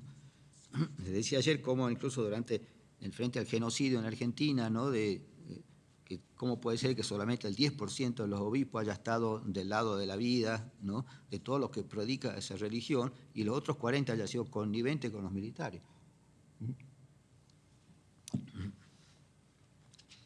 Por eso ya Herodoto, ya hace un montón de años, ¿no?, cuando estaba justamente, cuando todavía tenía la vigencia el mito, ¿no?, el mito como entendido como sistema de valores, ¿no?, de pensamiento, ¿no?, decía que no se podía usar el mito como pretexto para saquear a los pueblos de Asia, ¿entendés? Es decir, yo puedo creer en lo que quiero, ¿no es cierto?, pero no puedo, como en este caso, diríamos, ¿no?, lo que hizo toda la ayuda que le dio el cristianismo al Imperio Romano, ¿entendés? De que aquel que no comulgue con mi religión pierde la humanidad. Es decir, la idea del bárbaro, por ejemplo, ¿no?, como se ha visto en Argentina con la parte de la Patagonia, etcétera, ¿no? El bárbaro era aquel que ya era el irredimible, ¿entendés? O sea, que no se sometía y por lo tanto había que destruirlo. y él no se lo consideraba un ser humano, era simplemente, tenía el derecho el mismo derecho que puede tener sobre la tierra un jaguar, por ejemplo, ¿no? Que está ahí y que un día uno lo caza, mientras no lo caza por ahí el jaguar come a alguno, ¿entiendes? Si tiene hambre, ¿no? Es decir, entonces ese derecho del bárbaro, ¿no? Que nega la humanidad, ¿no? Que incluso rompe con el concepto antiguo de barbarie. Bueno, eso lo hablo en otro libro, ¿no? Porque es decir, el concepto, por ejemplo, que venía ya de los griegos, ¿no? Del pensamiento griego, ¿no? El bárbaro era como un enemigo, era como alguien que ponía en peligro al imperio, ¿no es cierto? Como los alemanes estaban entre los bárbaros, por ejemplo, ¿no? Y sobre todo, y sin embargo ellos tenían una gran admiración desde el punto de vista cultural, por ejemplo, en relación a Persia y en relación a Egipto, ¿no? Se consideraban incluso hasta inferiores del plano civilizatorio. ¿Entendés? Entonces vemos que el concepto este de barbarie, ¿no? Si bien los ponía un poco en actitud defensiva, ¿no? No lo servía para discriminar, porque al contrario, ¿no? Es como que les reconocían muchos valores, los reconocían pronto como seres humanos. Justamente la influencia del cristianismo en el hecho romano llevó a conseguir prácticamente, ¿no? que todos los pueblos que no se sometieran exactamente eran como fieras sanguinarias. Bueno, ese es un problema aparte, ¿no? Pero yo creo que el hecho de haber dicho esto bien justifica que lo consideren a Heródoto el fundador de la historia. ¿Entendés? Porque ahí sí estamos como la ideología de dominación, ¿no es cierto? Plantea, es decir, tiene que haber también un imperialismo religioso, o un imperialismo simbólico, en el sentido de que son muy pocos los sistemas simbólicos, es decir, que se han propuesto con tanto énfasis convertir al otro, ¿no? Me acuerdo que la Declaración de Barbados, en el año 70, pidió tres cosas, ¿no? Atacó por un lado a la vieja antropología que era connivente con el colonialismo y lo tomaba como objeto de estudio, ¿no? Después criticó también a las religiones, pidiéndole el cese completo de la actividad misional, ¿no? Y también, por supuesto, al Estado indigenista, etcétera, ¿no? Como prácticas estatales que es nociva, que tenían que terminar. Bueno, a raíz de esa declaración, la Iglesia reaccionó, hizo en la Asunción del Paraguay una gran reunión y dijo realmente que no podían cesar la obra digamos,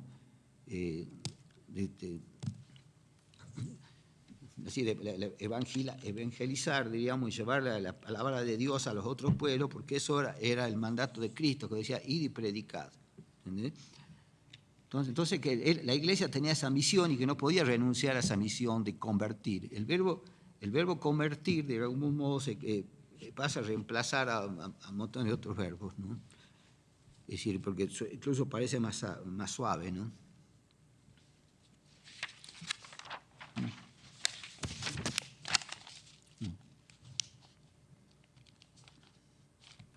Bueno, también estos requisitos que pone Durkheim a la religión, que tiene que ser un conjunto organizado de creencias y de ritos referidos a las cosas sagradas, ¿no?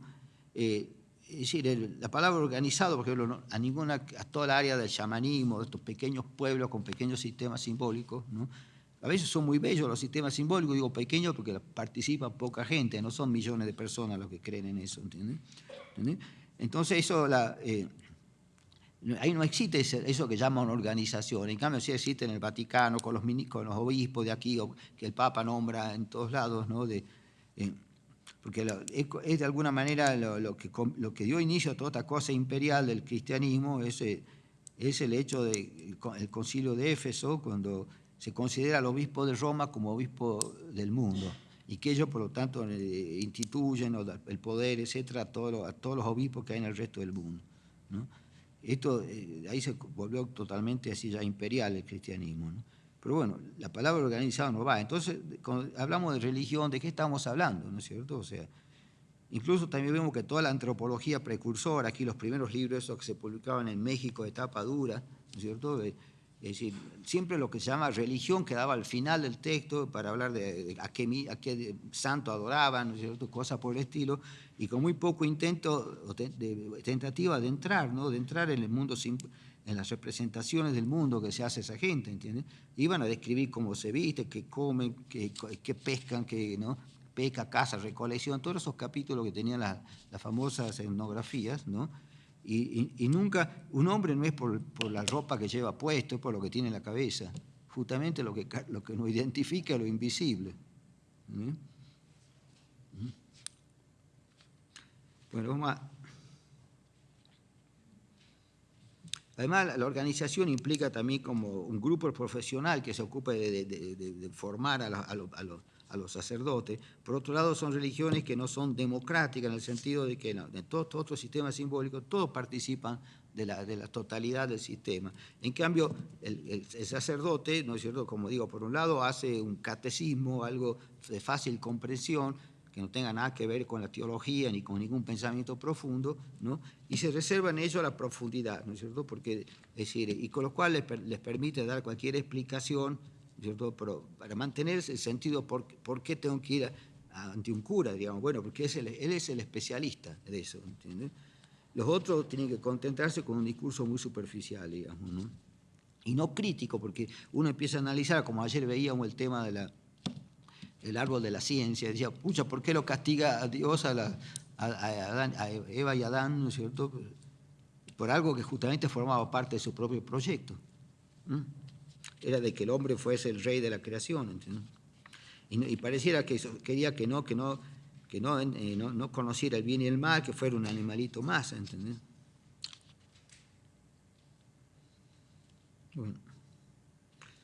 Bueno, también con respecto, decía, ¿no?, si de estas religiones, especialmente monoteístas, porque las otras no veo que tenga sentido hablar de que es de la desaparición o no, porque siempre va a haber sistemas simbólicos, ¿no?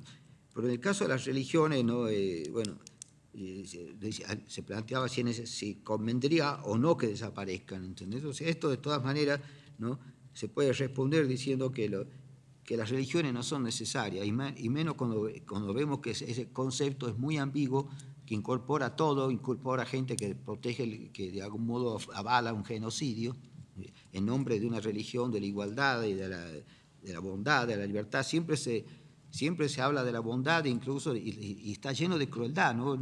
Ese mismo Dios del cristianismo parece una cosa de lo más cruel del mundo. A una criatura recién hecha, ¿no?, la condena a las 5 horas, a las pocas horas de haberla creado. Y no solo a él, sino que condena a toda su descendencia, a la mujer a tener que parir con dolor y a tener que trabajar, todas las cosas que son pesadas en la vida, ¿no? Eso es un discurso insostenible. ¿Cómo alguien que hace eso se puede hablar de un Dios bondadoso? El único que ahí zafa, digamos, es Cristo, ¿no? Porque Cristo no se propone nada de eso, ¿entiendes? O sea, hace su vida y cumple su papel de víctima, de Cordero Pascual, ¿entiendes? ¿No? Si no lo dejaron tener novia.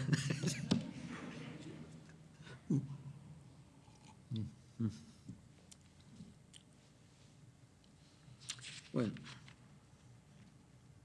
También cuando, por ejemplo, ¿no?, las religiones griegas, latinas, ¿no?, digamos, dejaron de funcionar como religiones, pero quedaron como imaginarios. Fíjense cómo los mitos siguen funcionando, ¿no? El caso, por ejemplo, de Edipo, ¿no?, el mito, que era un mito, con salas de ninfomanía, por ejemplo, ¿no?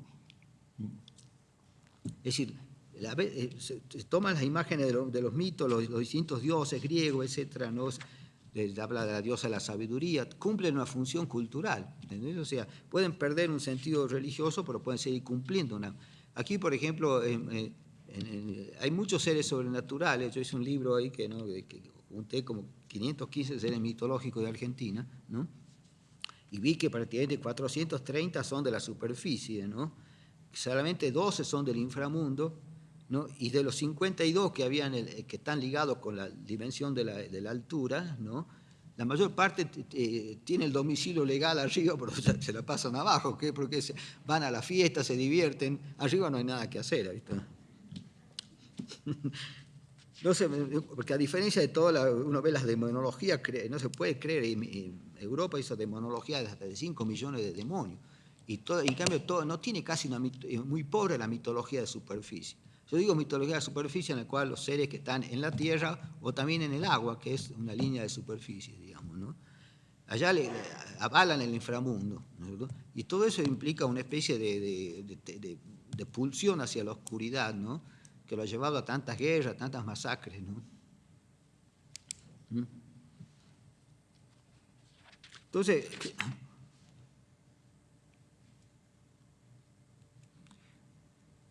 aquí escribo, no, a modo de síntesis se puede decir que la experiencia de lo sagrado comulga con la poesía por ser ambas en definitiva producto del lenguaje, ¿no? Pero que la religión suele quedar fuera de esta esfera cuando opera como un sistema opresivo, ¿no? Dice, esta última puede constituir tanto una experiencia vivida, comprensible, que exalta al sujeto, como una revelación incomprensible que al apabullarlo lo deja fuera de las emociones, ¿no? ¿No? Lo que se mantiene todavía, ¿no? Es la idea, digamos, de lo que se llamaría aquí la subjetivización, ¿no? de las experiencias, de las experiencias religiosas, si se quiere, ¿no? En el cual bueno, hay alguien reinterpretándolo a su modo. Mucha gente no ve esta incoherencia, supongamos, y sigue siendo cristiano. Es primero porque es la religión aceptada por la sociedad, ¿no es cierto?, de la sociedad a la que pertenece. Y uno, por más come cura que sea, llega a Navidad, por ejemplo, y le gusta ver un pesebre y todo eso, ¿entiendes? Porque está el hecho de la base cultural, ¿no? Estas doctrinas, etcétera, tienen de hecho cierto peso y han impresionado, fíjese, la importancia de la Virgen de Guadalupe, por ejemplo, en México, ¿entiendes? Por lo tanto, no es una cuestión, diríamos, yo no estoy contra ningún tipo digamos, de religión, o sea, creo en la libertad de culto y creo a fondo en la libertad de culto. Pero lo que pasa es que, es decir, la libertad de culto se puede expresar en 2 o 3 apotegmas, ¿no? Uno de ellos, bueno, primero, todo hombre tiene derecho a creer en lo que se le baja la gana, ¿cierto? Todo hombre también tiene derecho a que se respete lo que él cree, que se respete sus creencias, me gusten o no me gusten, ¿eh? Y tercero, ¿no es cierto?, o sea, por eso implica, ¿no?, una condición, ¿no? Si el que quiera ser respetado en su creencia, tiene que respetar las creencias del otro. Entonces, lo que se llama a veces libertad de culto, ¿no?, es una falta de respeto absoluta, porque es la libertad de ir y saquear los sistemas simbólicos. Yo me acuerdo de un congreso que hubo, el 5º Congreso Mundial de Cultura y Desarrollo, que hubo en La Habana, ¿no? Bueno, yo fui con una ponencia también hablando, bueno, entre otras cosas, el tema más central de la ponencia, porque se relacionaba con digamos, bueno, la diversidad cultural. Y yo acusé a la Iglesia Católica de ser la principal maquinaria en la historia humana de demolición digamos, de la diversidad cultural. Y hasta el día de hoy está atacando los sistemas simbólicos. Sectas cristianas, por ejemplo, en la zona chaqueña de la Argentina, hasta el día de hoy, a gente que ha vivido siempre en el monte, le dice, ¿no?, que todo lo que viene del monte es cosa del diablo y que no pueden bailar ni cantar todos los cantos antiguos que son pecados.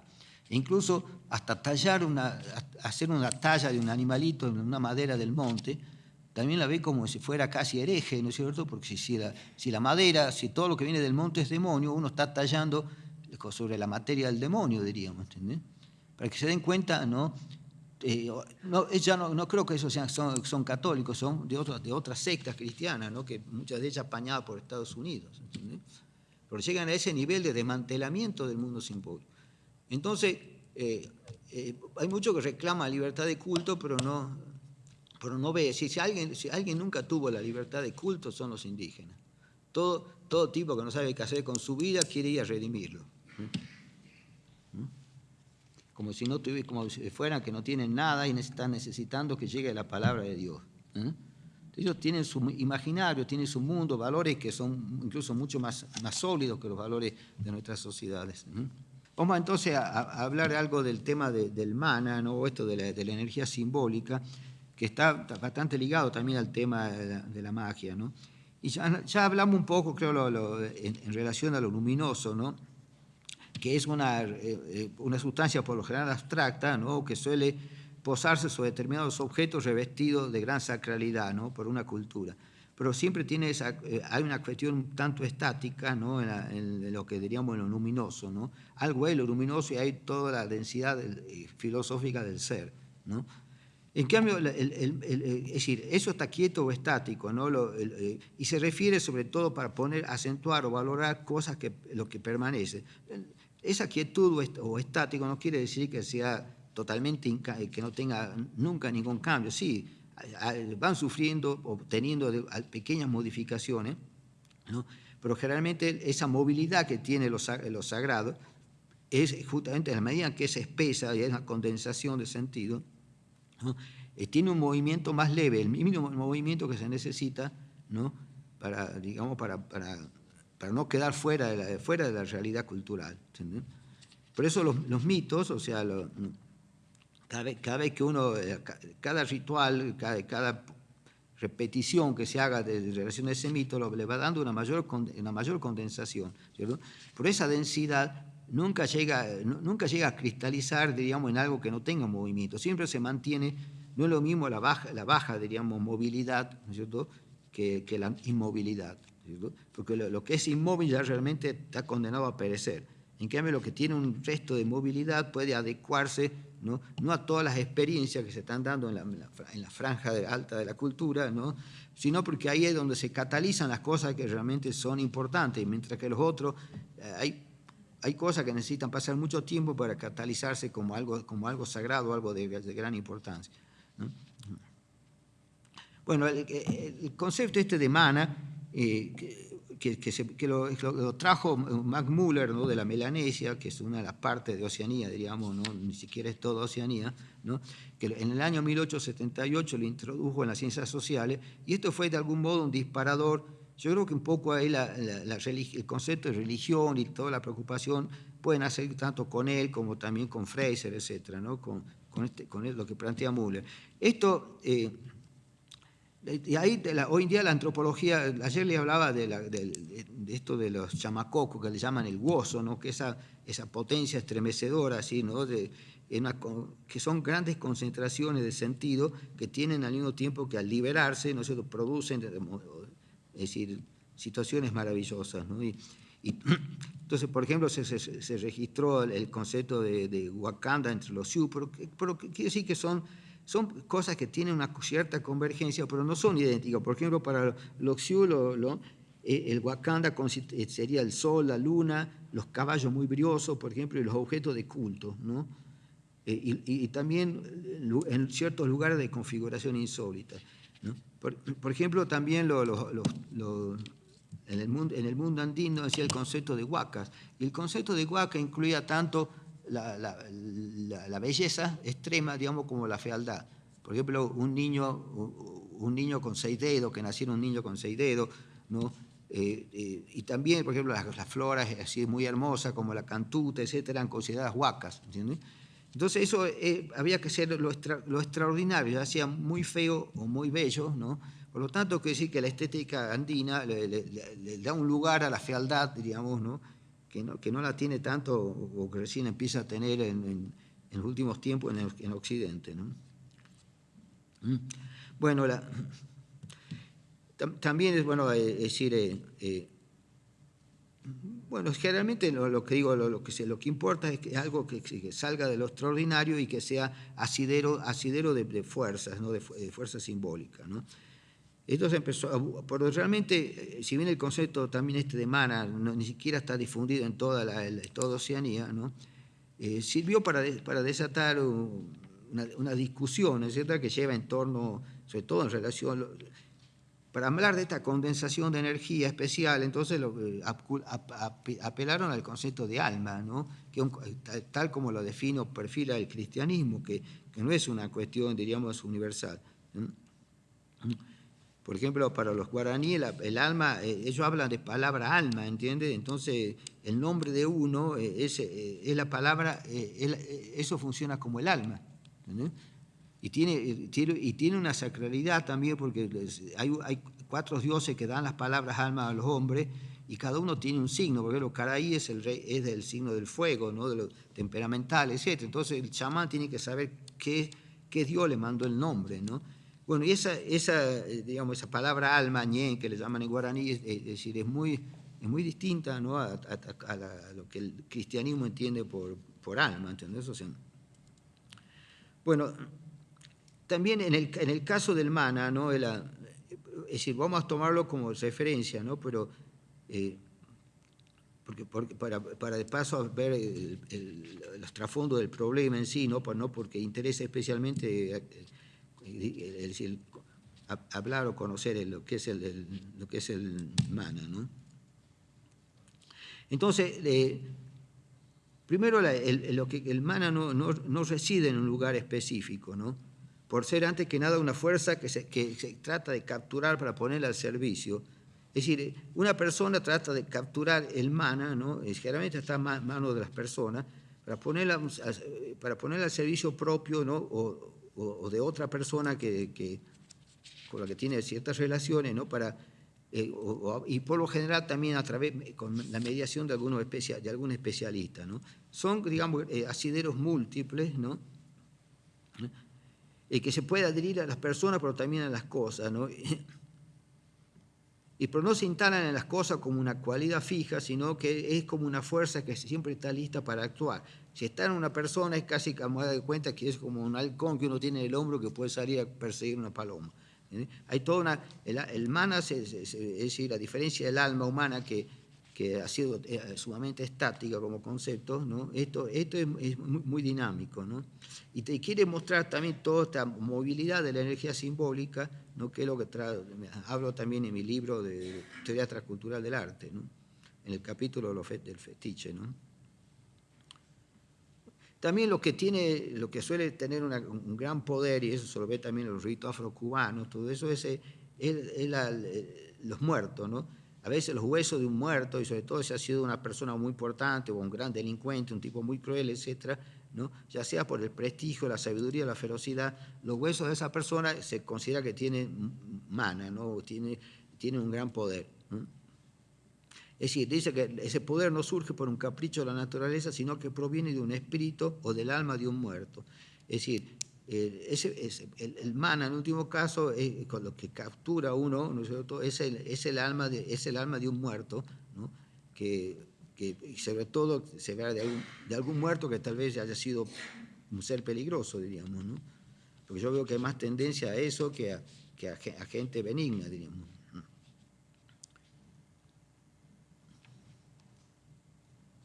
Entonces, toda persona que establezca una relación con el mundo invisible, ¿no?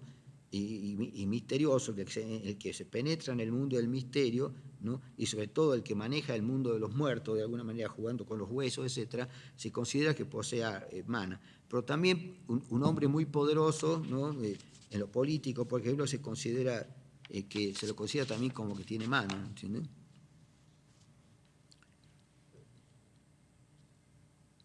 Es decir, de hecho es una fuerza, un bien impersonal, diríamos, porque puede estar por una persona puede estar atado a una persona, a la persona que lo capturó, y esa persona la puede dirigir hacia algún objetivo y después vuelve, etcétera. Creo que siempre existe la posibilidad de ser abandonado por esa aura, ¿no? Entonces, la movilidad que se da del mana es para producir un bien o para producir un mal a alguien o para desviar las fuerzas negativas, ¿no?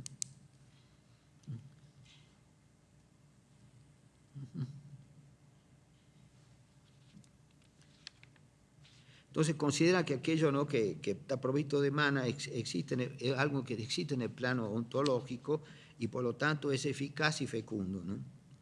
Bueno, de ahí esto lo toma Edward Taylor, que fue el fundador, un evolucionista, que fue uno de los considerados los fundadores de la antropología.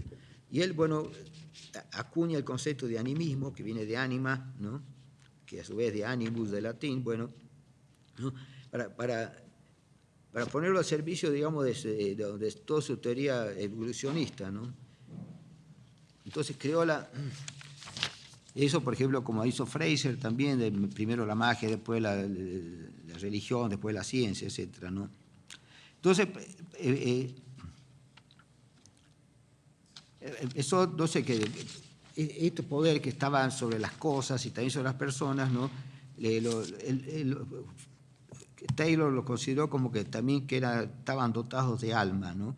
Que hasta las cosas estaban dotados de alma, como decía recién, y por lo tanto, ¿no? ¿Qué razón? Y por lo tanto, dirían, ¿no? Es decir, claro, era como un poco para las buenas conciencias se horrorizan, ¿no es cierto?, de que las cosas pueden tener tanta alma como los hombres, ¿no? Entonces, desde ese punto, falso punto de partida, digamos, Taylor trazó el proceso evolutivo del sentimiento religioso hasta llegar a la concepción monoteísta de lo sagrado, que sería el pináculo. Como siempre, Occidente se pone, en todas las construcciones evolucionistas, Occidente se pone en la cumbre de la humanidad, de los logros humanos, y los otros son prácticamente los primitivos, ¿no?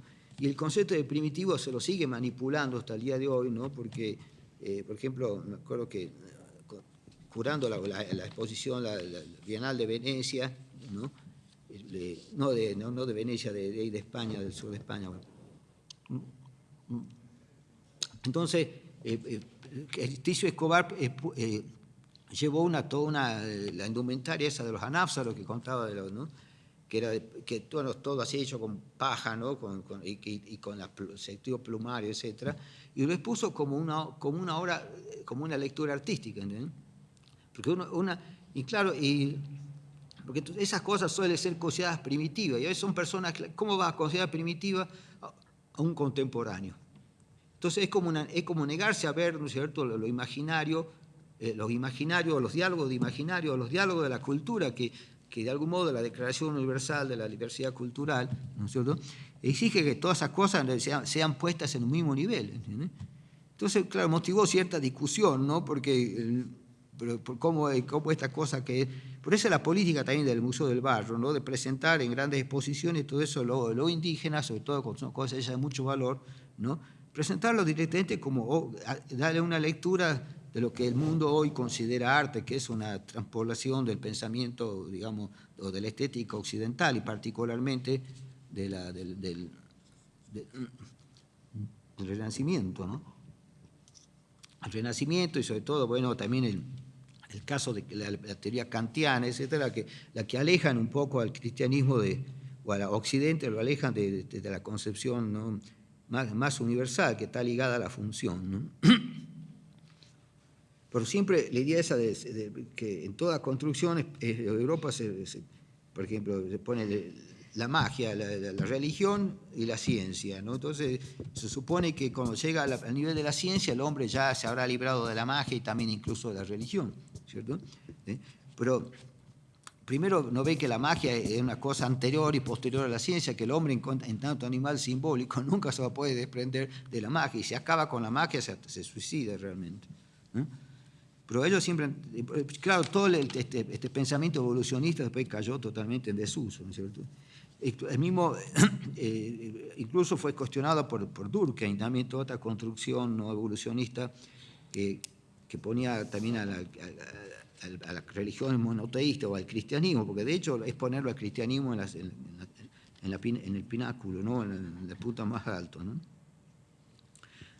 Dice, Hermana dice, no es una fuerza que se atribuye a todos los objetos de igual modo, pues uno está encargado de ella y de cultura y los otros poseen un grado ínfimo, que nadie puede prevalecerse de la misma, ¿no? Es decir, hay que ver que si hablemos en términos de libido o de energía, etcétera, toda cultura significa de manera dispar las cosas.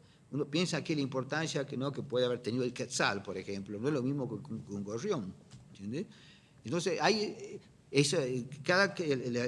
cuando yo de la cultura, digamos, en base a sus propios parámetros, y son justamente esas escalas de valores lo que es la mayor sello de identidad de la cultura, ¿no?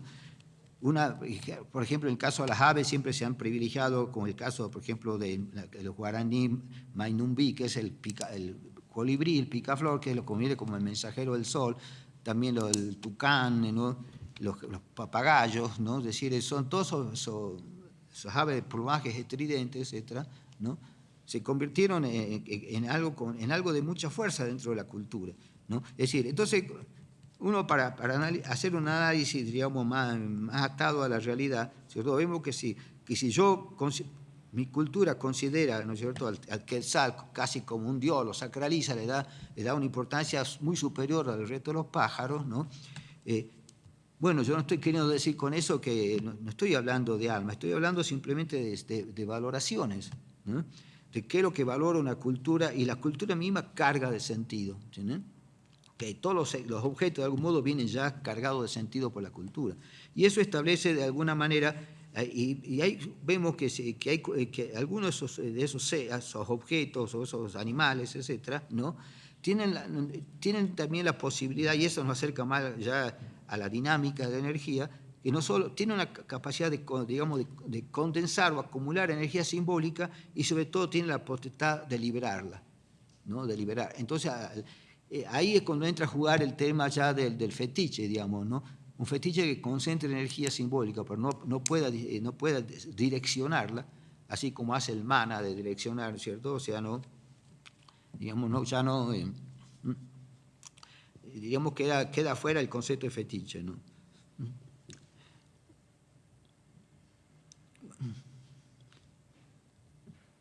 Es decir, en el caso del mana hablan de que, ¿no?, que cuando algo tiene poderes porque algún espíritu se asoció a ella, generalmente un espíritu muerto. Bueno, ya seguida vamos a cortar porque siempre tienen el café todo ese horario. Bueno, aquí Marcel habla que el concepto diríamos, de mana puede ser actuado como sustantivo, como adjetivo y como verbo, ¿no? Y designa atributos, acciones, naturalezas, ¿no? Se explica, diríamos, se aplica a los ritos y a los actores, ¿no? Y a las materias y a los espíritus, tanto de la magia como de la religión. O sea, es un concepto muy, muy dúctil, digamos, ¿no? Que por lo que sí está hablando de toda una movilidad de la energía simbólica, ¿no?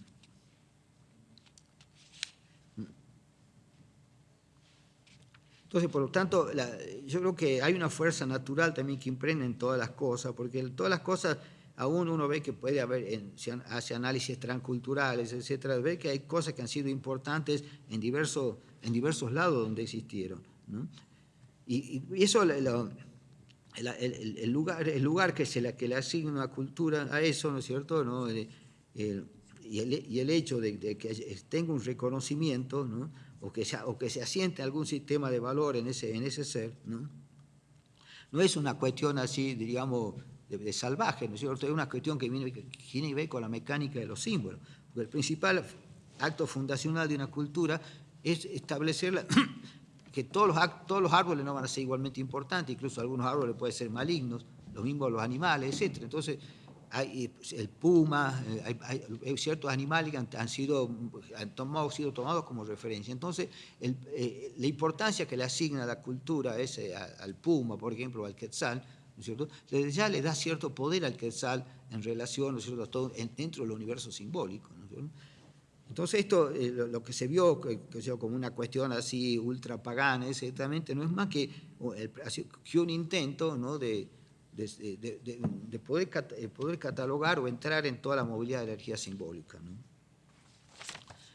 Bueno, entonces hagamos... Así voy a seguir con...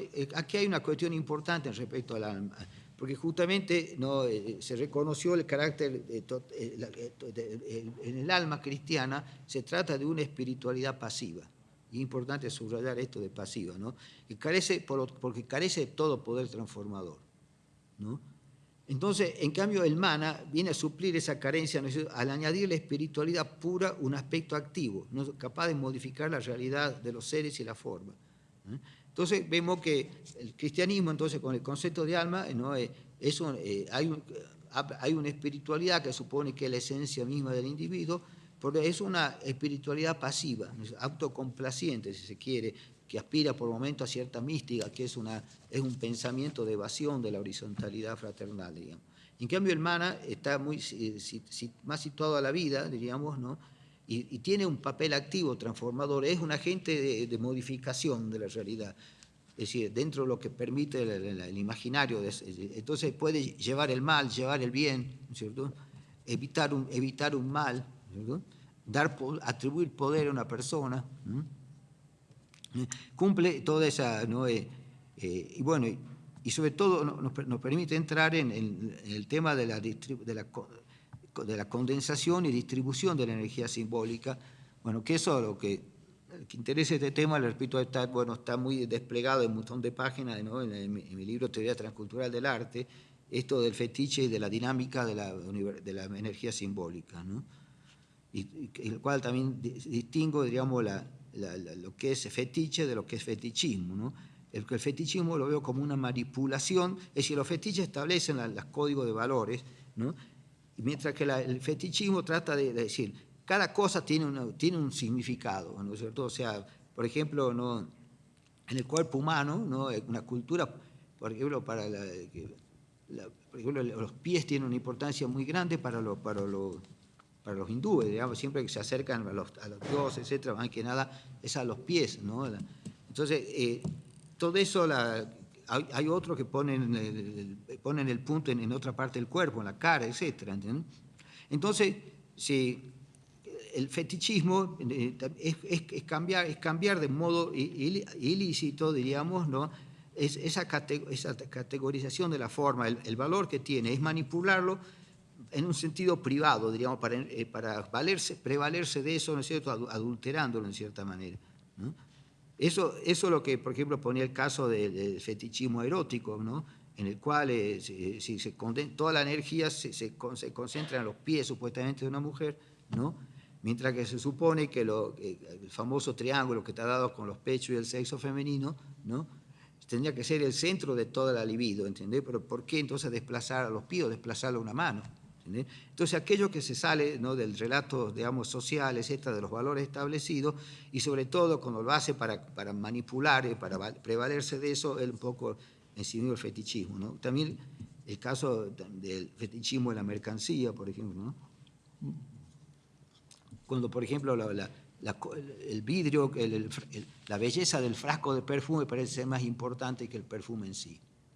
O la botella de vino, ¿no? El diseño de la botella de vino, que parece desplazar el contenido, ¿no? Todo eso se podría llamar como fetichismo de la mercancía, ¿entiendes? Bueno.